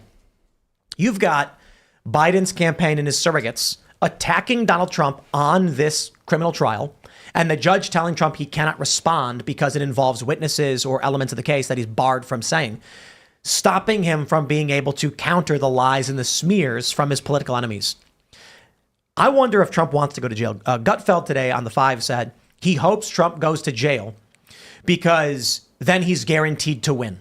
I don't know that I believe that, but there is a theory among some Democrats that Trump is trying to provoke just enough so that he will get put in jail. But it has to be done in a way that makes it look like the court is being overbearing and not that Trump is being boisterous. Well, to a certain extent, that would make sense because he has gone along with what they've said, right? He didn't go to the Supreme Court, even though it was his right to go to the Supreme Court. He took down the tweets by 2:15 after he was ordered to take down the Truth Socials by 2:15 last week. They held him in contempt again. I mean, he continues to play ball and do what they ask him to do, and they continue to go harder against him, which does make him look substantially better, it turns out, than if he just continued to flout their rules, which if you look at even what he said, he's not flouting their rules. So even the when they held him in contempt last week for the Truth Social posts and the campaign posts, a couple of them were the exact same post, just reposted, and they did it again. It's just like with the 34 count. It's the same payments in invoice form, receipt form, and billing form. They're claiming that reposts are his speech as well. Yes. Yeah. So now I guess we have precedents that retweets are endorsements.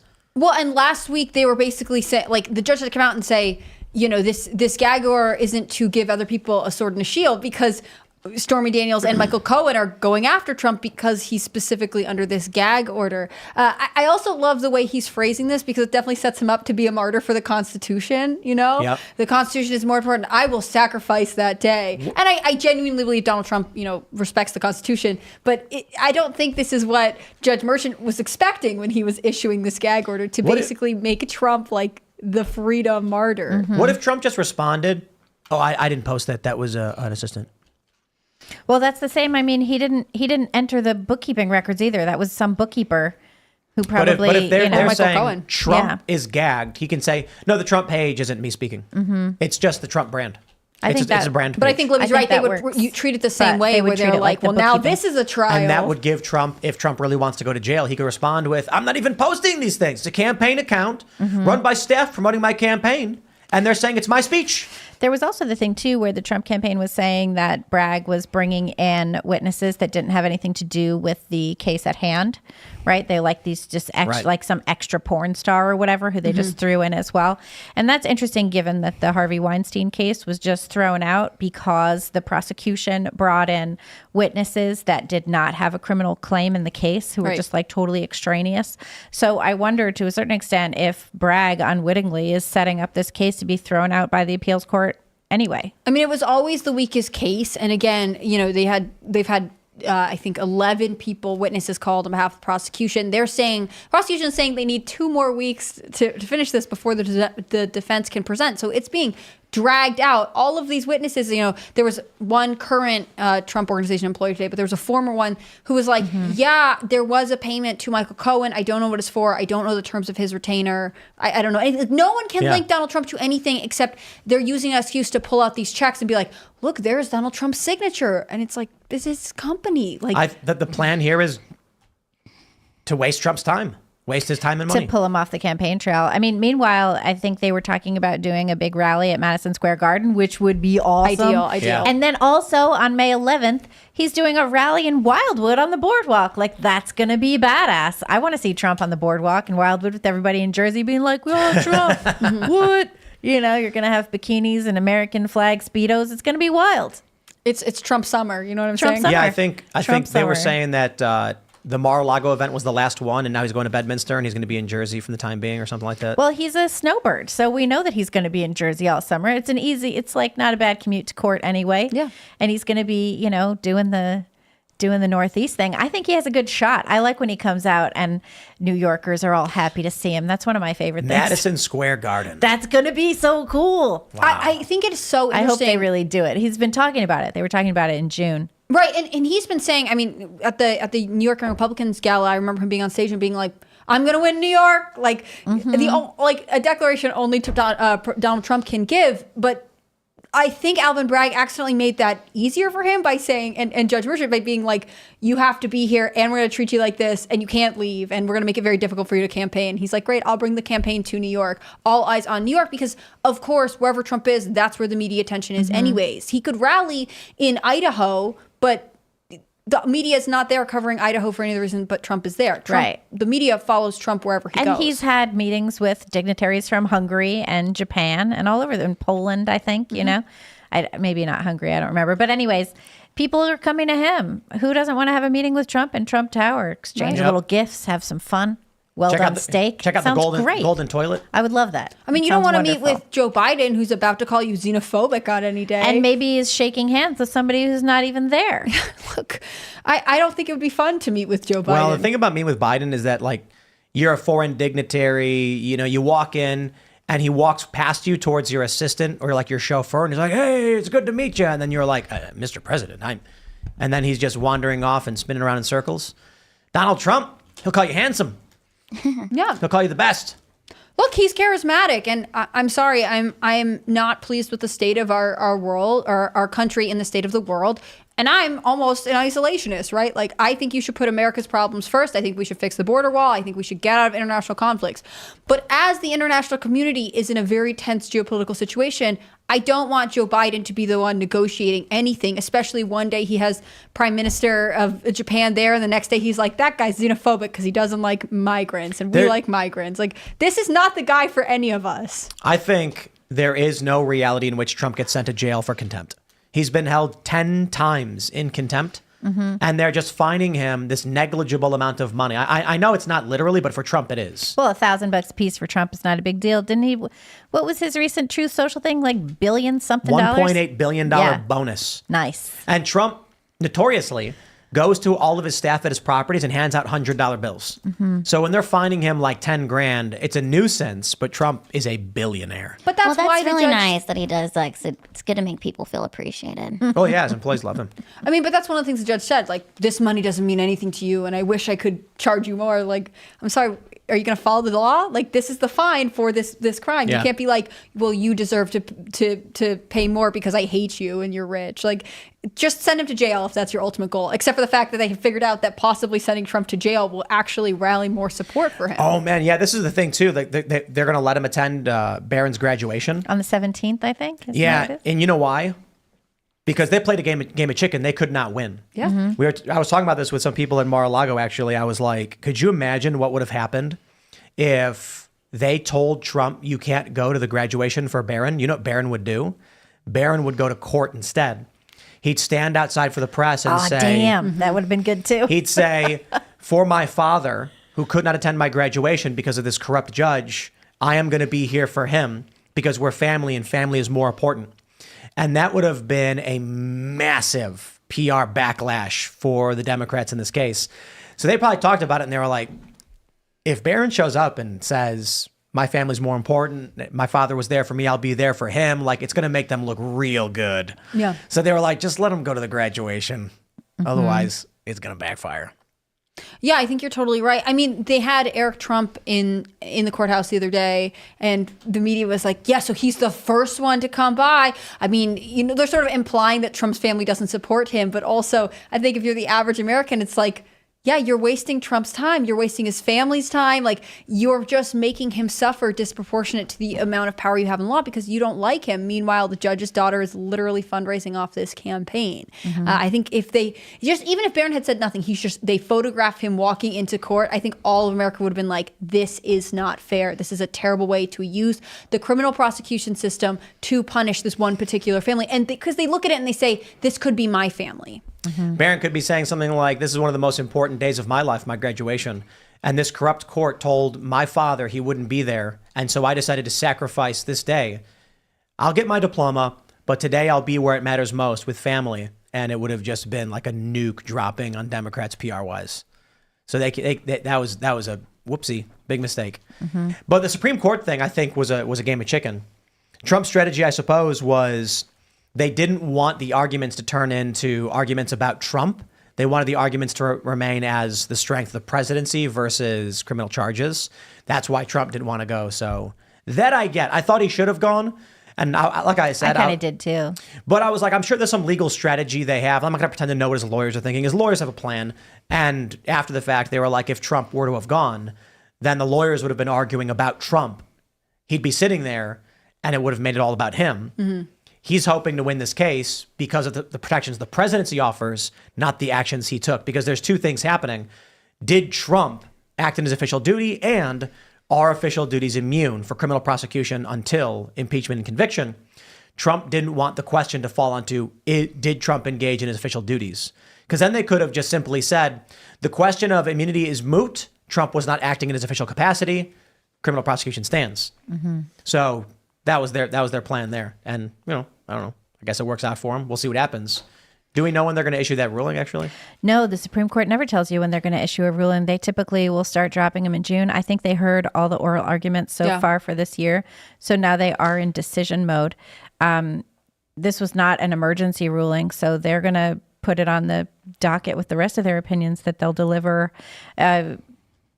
in June, right? I mean, probably. It could come in June. Probably. It could come later, right? It could come in June. It could come next week. I mean, it's really this year is so wild. Up to the Supreme Court. How many people have just checked out and they're just like, I'm so over it? Well, it's interesting you say that because there were a bunch of polls that came out over the weekend. You know, Marist had one that, you know, the mainstream media is like, oh, look, Biden is ahead, but then they immediately have to say, well, it's within the margin of error. And I think part of it is because people are not always that like. This room is probably pretty politically engaged, you know, starting in the year before. But for the average American, you really start paying attention midsummer to late fall. And I think they need the polls to line up with Biden ahead right now to try and keep people thinking, oh, well, there's a chance. Because ultimately, it's impossible to keep up with all of America's problems right now. And the fact that the strategy appears to have been from, you know, progressive activists, especially ones that are in any sort of legal capacity for the government, well, we'll just bombard Trump with all these cases and that will slow him down. It actually made it impossible for any average voter to pay attention to all of this stuff. Well, there's no way they could say, well, in this case, this is happening. In this case, this is happening. Right. Yeah, the other thing, too, is you have Jack Smith in the Mar-a-Lago seized documents case. His office recently admitted to evidence tampering after they seized the documents. Wow. So Trump is saying, Trump's guys are like, he should probably be arrested for literal evidence tampering. Yeah. You have a situation where the General Services Administration had sent a bunch of like classified and stuff documents to Mar-a-Lago like a year before a year before the investigation got underway from the special counsel's office. And you have so many cases going on. You have Fannie Willis is dealing with her own thing, and she's saying that she's not going to testify before the Georgia Senate. She's being brought up on stuff because she had an affair and then hired the prosecutor and paid him more money than she paid everybody else. And then they took all these trips, and who knows what that all was about. So there are a lot of cases. And the goal, of course, as we've been saying here, is to bombard him with cases, to prevent him from running a successful campaign, and to do anything possible to try and jail him before the election. It looks like the Alvin Bragg case is the best one. That's their best chance right now, but which is funny because they always said that one was the weakest. It's a very weak case. That's the thing. Weak. I mean, he could get off. He could get off. And if he's convicted on this, it really brings into question a lot of the... Convicted for what? There's no law. Right. Convicted for what? I mean... They haven't even stated the crime yet. They did. They finally said that it's election interference. Oh, yeah, but that's not a crime. Right. That's how they brought it up to the Class E felony. Right. So they're saying that interfering in a state election, but this is a federal election. So there's still no law. They said it's election interference and the law is pertaining to New York State elections. Right. Yeah, it's very screwed up. It makes absolutely no sense. I think there's a good chance he could be not convicted. Maybe. And if he's not convicted in one of these cases, all of them are totally out the window. I mean, they're all just so ludicrous. And the rest of them are pretty much delayed to the point where if he does win the election, he could pardon himself anyways. We're going to go to Super Chats. So if you haven't already, would you kindly smash that like button, subscribe to this channel, share the show with your friends, and head over to timcast.com. Click Join Us to become a member and support our work. YouTube recently banned our two biggest episodes. And the two biggest episodes. Joe Rogan episode, Alex Jones, Michael Malice, and they basically said at any moment they'll ban another one and then just basically shut us down. So if you want to support the show in the event that happens, become a member to help us out. This show only happens because of you as members. But let's read. We got Clint Torres. He's returned. Howdy, people. Howdy, Clint. Token Black Guy says, howdy, people. But unfortunately, he was in second place because when Clint decides to be the first Super Chat, he gets it. Tacty Platty says Clint should be first, and he was. Kale says, when Matt Gaetz reschedules, can you ask him about impeachment of Biden for withholding aid to Israel? Do Republicans have the stones to do it? I don't think they would because Biden's so deeply unpopular, they want him to lose. They don't want to force a replacement. So right now the strategy is just let Biden keep going. And look at what happened to Mayorkas impeachment, right? Like it's not going to get through the Senate. At this point, we're on a ticking clock. You got to close out this Congress strong and also focus on reelecting more Republicans to Congress. Yeah, because it's a very slim majority. It's super slim. Really bad news. I think the important thing to understand here, though, is that when Trump withheld military aid to Ukraine, they impeached him. Mm-hmm. When Biden withholds aid to Israel, and even the pier is now, the construction is being shifted away and postponed, delayed, or even suspended outright. I don't know if it's going to be rebuilt. Nothing happens. But that aid to Ukraine, if you cut off military aid to Ukraine, oh boy, do they come for you. No one seems to care about Israel in the government here. Biden's cutting off aid to Netanyahu. Nobody cares. Well, Biden, of course, also withheld aid to Ukraine.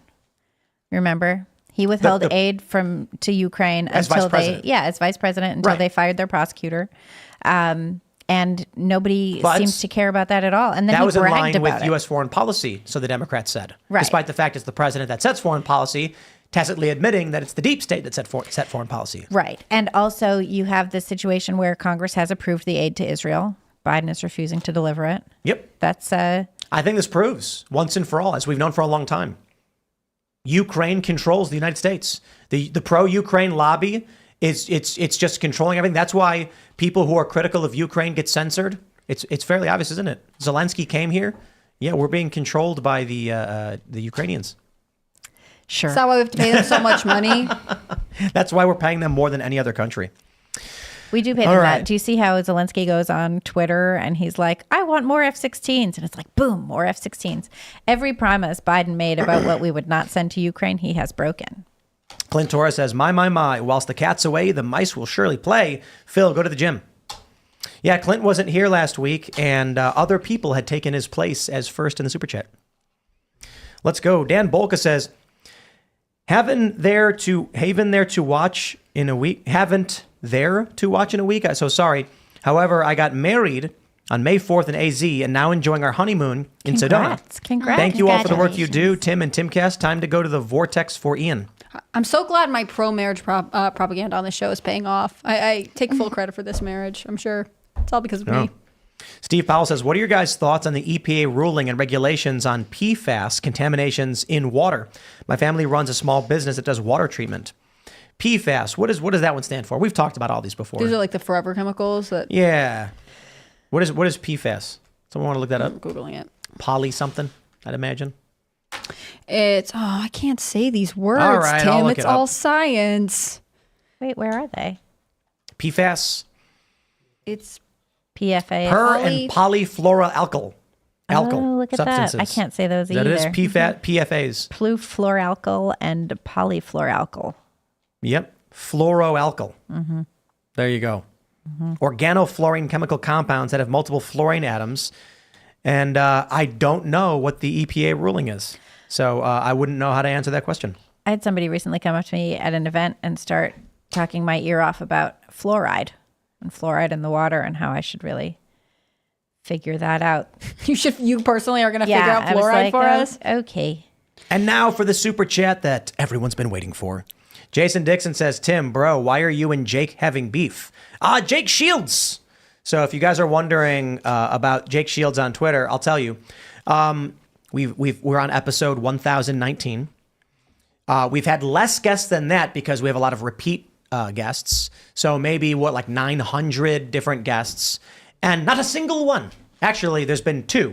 There's been two guests who, when we tried to book them, made demands that were difficult that we tried to accommodate, and then took to Twitter to scream at the top of their lungs like whiny babies as if they deserve to just come on and we can open the door for them. Like, we're going to pay for your travel, fly you out here while you're whinging and complaining about it.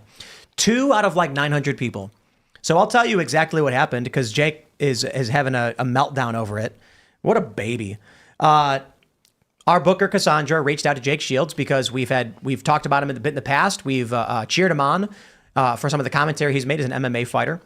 And he wanted to come on the show, Timcast IRL, of course, which is a topical news program that discusses, top stories in the news, like we talked about the Met Gala day. And he said he would not come on unless we also brought on Nick Fuentes as well, which is like, okay, well, like, we're inviting you, dude. So if you want to, like, and he was like, no, look, I'll only come on if Nick comes on, because he said he didn't think he could handle talking about it on his own. And then Cassandra was like, I don't know if I can do that. And so he started complaining. So I reached out to him and I was like, look, man, if you want to come on a topical news show and we'll talk topical news, we can. But if you want to come on with Nick to talk about Jews in Israel, it's a debate show. If you want to do that, then I'll bring on someone to debate. And then he called me a Zionist and said, why don't we just debate you? And I was like, because I agree with defunding military spending into Israel. So I don't know what we're going to talk about other than you guys talking about Jews. If you want to talk about Jews, we'll bring on, a rabbi or someone to debate you on the issue. And he said, okay.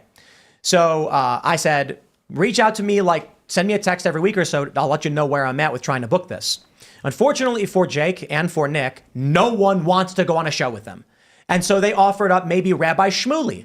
And I said, guys, you do realize that if you do that, people are just going to claim that you backed out of the debate and didn't want to do a real debate with someone. And Jake agreed. And I said, how about we try and find someone? There were a couple people who actually know Jake and Nick and are friendly with them and actually said, I won't do it. And I'm not going to drag them into it. Jake starts having a meltdown. He's like freaking out and talking smack privately, like angry that we can't set up the show he wanted that we never offered in the first place, but are trying to accommodate him. And then finally, the last thing said to him was like, look, you guys are volatile and it's a huge risk to try and bring you on a show, especially with the things you're saying now, unless we do it in a debate format. And no one wants to debate you. Like, just people are saying no every single time. Well, so what happens is Jake sends me a message or something, and I can't remember what we were doing. We're setting up the new event, like the new space or whatever. I didn't text him back. He sent it to me last week. And so then he gets super pissed off, and then he posts this tirade on X about how I'm a coward for lying to him, but he's just making everything up. He's acting like I invited him and Nick to come on the show. He hit us up and said he would only come on if we invited Fuentes. And I said, okay. And I said, but here's how we got to do it, because look, there have been other big YouTube channels that have brought on Nick and they got instantly demonetized and just shut down. And I said, so the only way we can do the show that you want to do, where you just complain about Jews all day in AIPAC, is if it's a debate. And then you can say what you want to say and have someone debate you on it. Nobody wants to debate these guys, not even their friends. Nobody wants to do it. There have been a few people who have challenged them to debates and they've backed down. I shouldn't say Nick. I don't know about Nick, but Jake has. So now Jake is having a big old hissy fit on X because we won't give him what he wants. What a baby. My God. What a whiny baby. Dude, it's embarrassing. Shut up already, man. You're not welcome here because you're a whiny baby. We tried to accommodate you, and now you're whinging like a baby. Holy crap. Only one other guest got close to doing something like this, and they put out one tweet complaining about it, and we rolled our eyes and we moved on. But this dude is like, he is demanding. Jeez, man. And now he won't stop crying about it on X. He's like posting nonstop about me. He's retweeting everyone in the world. It's like the biggest meltdown I've ever seen because we couldn't do the show he wanted to do. Imagine tasking like multiple employees of trying to set up a show that you asked for, that we never planned for in the first place, because we're trying to do that show, and then freaking out about it. And then you get all these people who are like, Tim's scared of Nick Fuentes. We didn't even invite Nick. We invited Jake, and then Jake was like, I can't do it by myself. I would have to come on with Nick. And then I said, okay, but that means if you want to talk about specifically Jews, it would have to be a debate. And he goes, sounds good. Let's make it happen. And now he's acting like he's been slighted. What a whiny little baby. Anyway, there you go. That's the story there. Jason Dixon says, Tim, what do I need to do to buy the Southeast Texas region as a franchise owner? Cast Brew, I'm self-made, and I don't care about personal profits. Well, we will keep you in mind. I can't say much as to franchise or anything like that. I don't know the rules or whatever. We are currently working on setting all of the certain things up for new locations. And, we'll be in touch. I'll keep it in mind. Saddle Laughing Tramp says, the media won't call leftist riots. They won't call leftist riots because it will put them on the same moral level as J6. They never call them riots. They always just say protests and demonstrations. The conservatives even do this. Yeah, and people, lefties got mad when there were comparisons made to J6. They were like, oh, don't do that. Don't bring that up. Because those people were not really that violent and they just wandered around. It was mostly peaceful. Left. Right. Yeah, I mean, they were smashing barricades and fighting with cops, but yeah, it's mostly peaceful. And they burned down a police station. Mostly peaceful. Not like Portland. SpongeGuap asking a similar question as the previous one. Why did you cancel on Jake Shields and Nick Fuentes? We actually didn't even cancel on them. I just didn't respond to his text that he sent, 7 days ago or something. And so he took to Twitter and got super angry.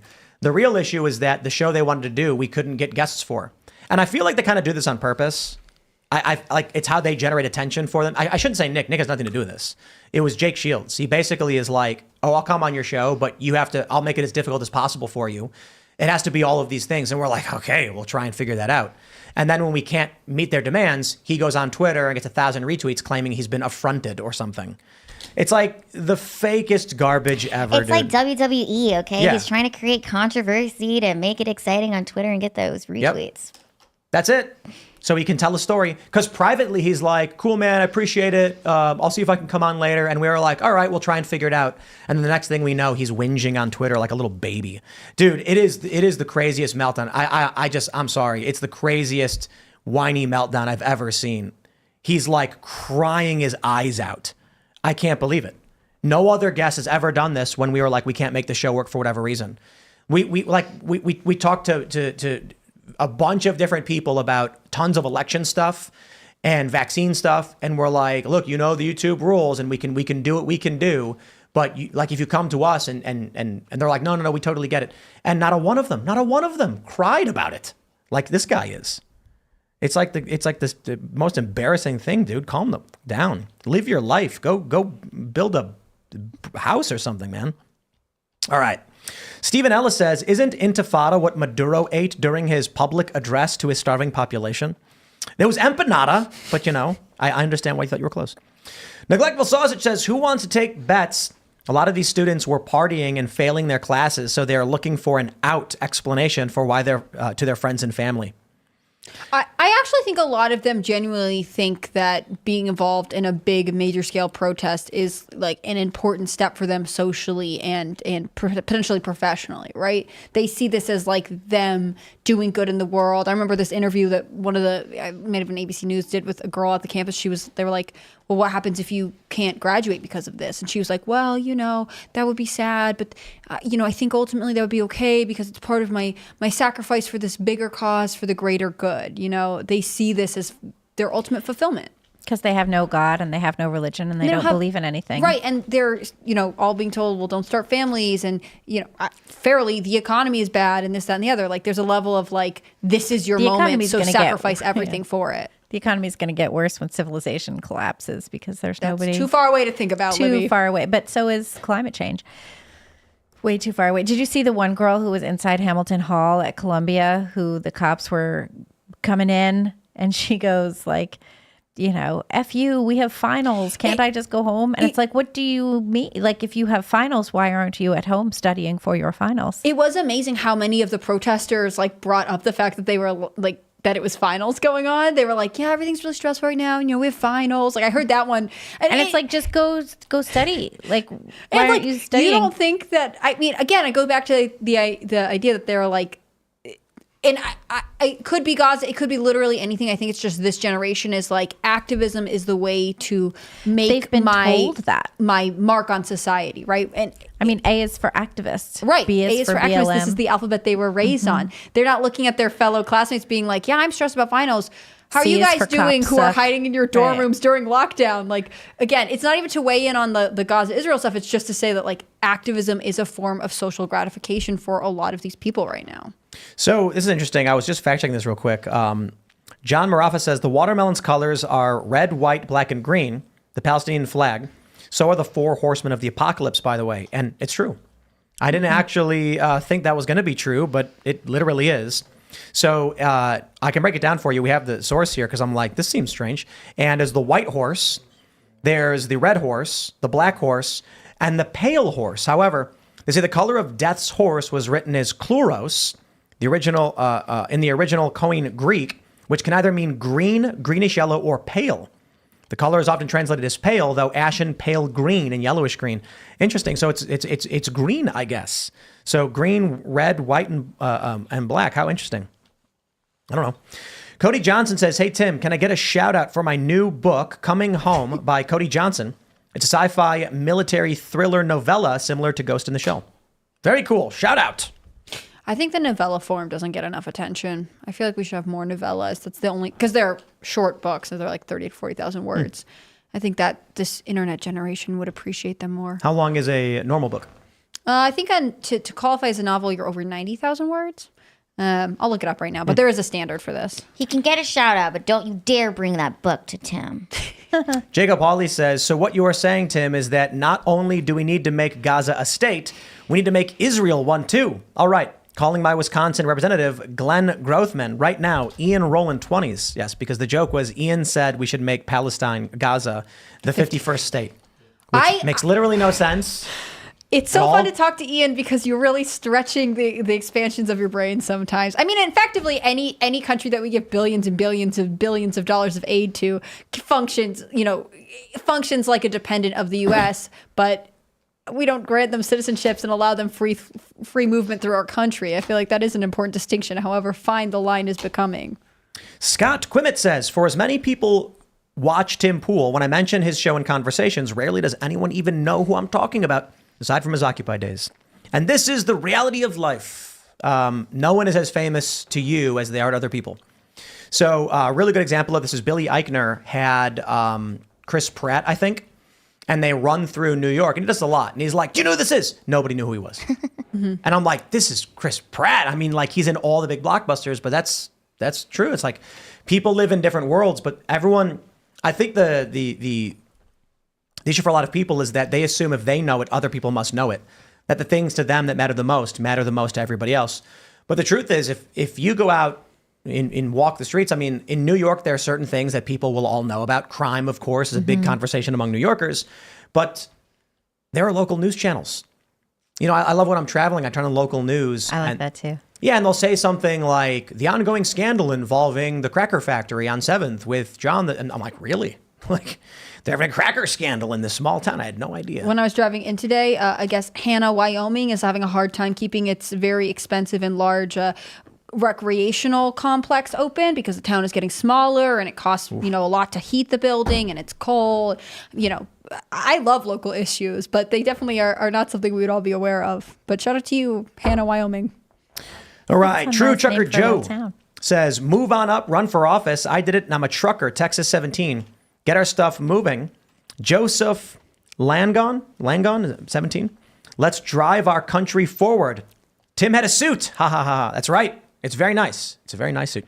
And I buttoned the bottom button, which I You're only a learned. man of the people. I learned after the fact was wrong. And I'm like, look, I have no idea how to wear any of these clothes, nor have I ever. And I was like,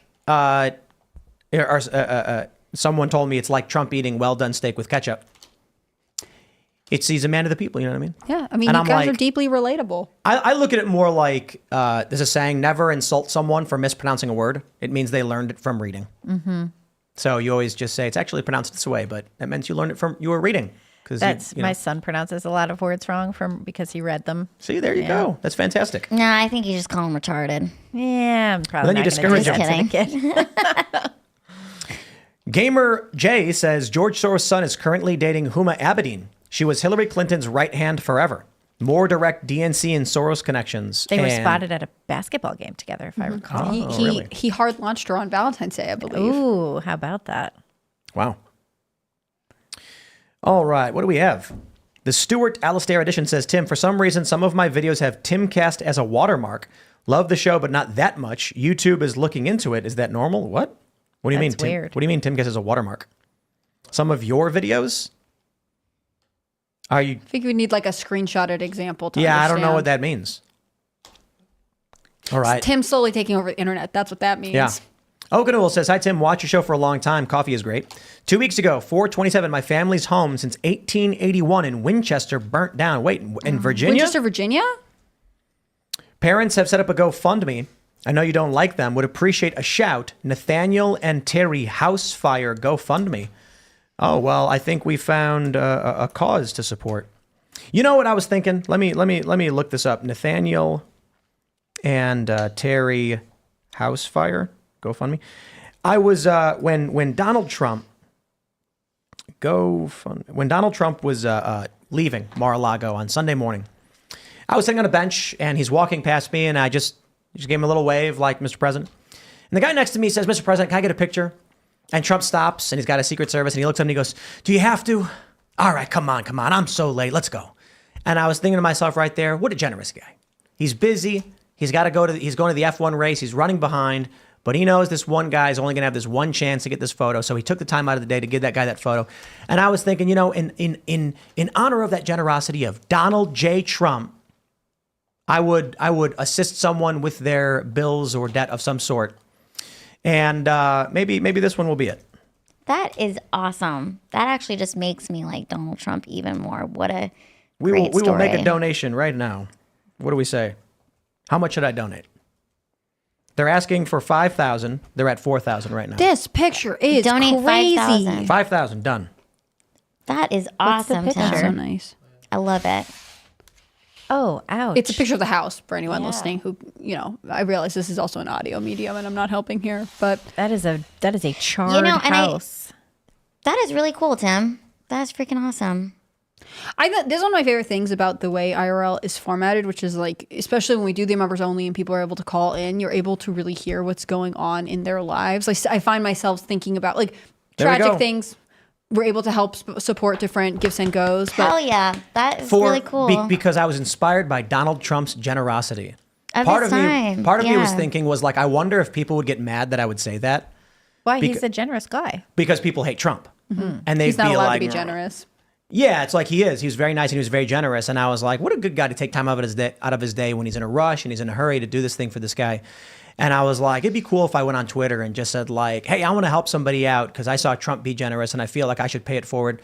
But I also kind of thought like a lot of people would get mad on the left who hate Trump. Did people No, get I mad? mean, this just shows you. Well, I just did it right now. This just shows you the power of kindness. The fact that you witnessed that and you saw that and you got inspired. Now you just help someone with 5K. That's huge. So it's little things actually matter. Taking your time out of day, it matters because look at the ripple effect at this moment right now. So kudos to you, Tim. I think that's really awesome. I wonder if there's like a law where if I said like every show someone could like, it's probably a rule. I've or a law known about other that. YouTubers who will say, like they're not posting live videos, but they'll say like a portion of today's videos, whatever I generate, will go to a charity and like pick it out of a hat or whatever. I think you could do stuff No, like I'm that. saying like, what if I said every show I'd give one super chatter who needed it for help $1,000? Like, I feel like there might be a rule or a law about that. Doesn't it just matter for like tax write-offs? They might call it a sweepstakes or something. Yeah. I hate that. I hate that the law would be used to prevent Yep. you from helping other people. Well, remember, like a year ago, we said we wanted to do a thing where we gave someone like once a month 10 grand towards some cultural endeavor. We legally can't do it. It's so insanely hard to do but it's Why? your money and because it's your considered a community. sweepstakes.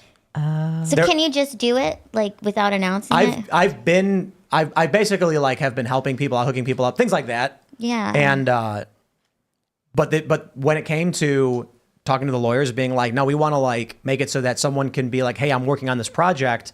They were like, so you're asking people to submit like forms, right? With requirements for a chance to win money. That's called sweepstakes. There's laws. Why is it a sweepstakes and not a grant?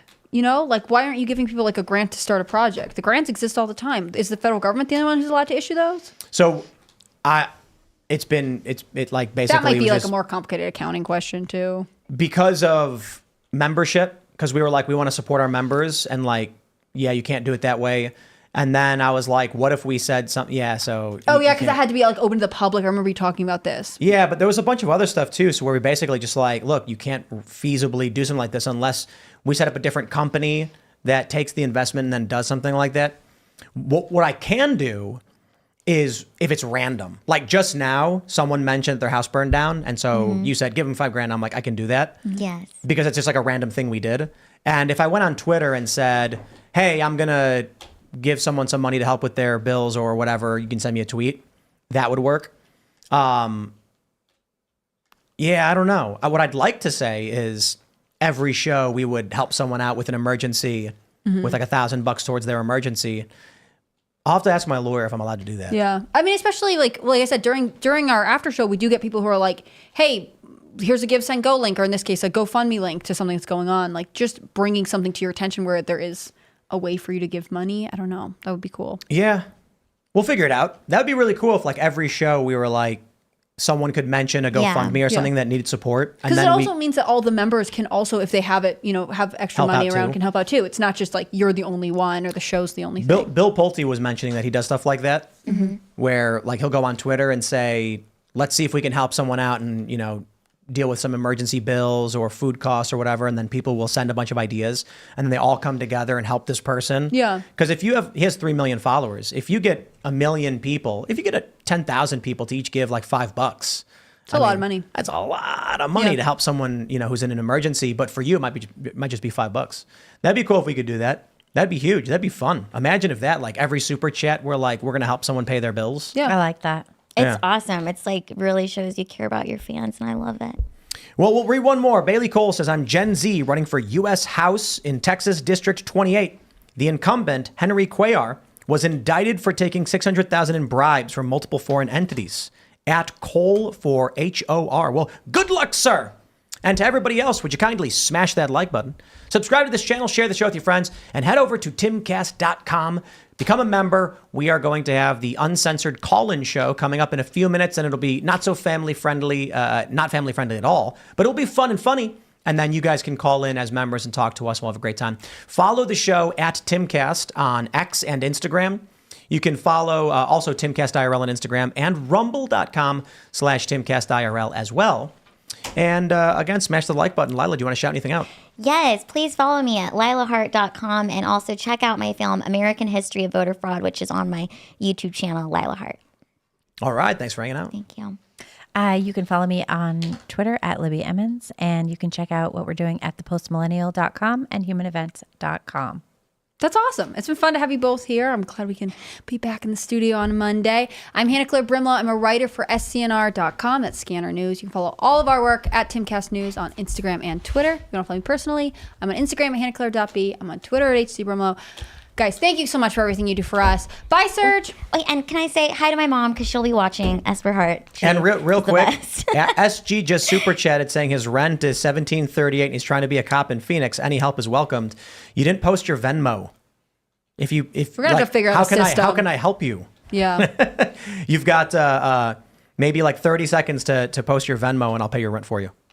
Wow. Damn. Yeah, so I'll say it slower. Bye, Serge. Yeah, see you guys.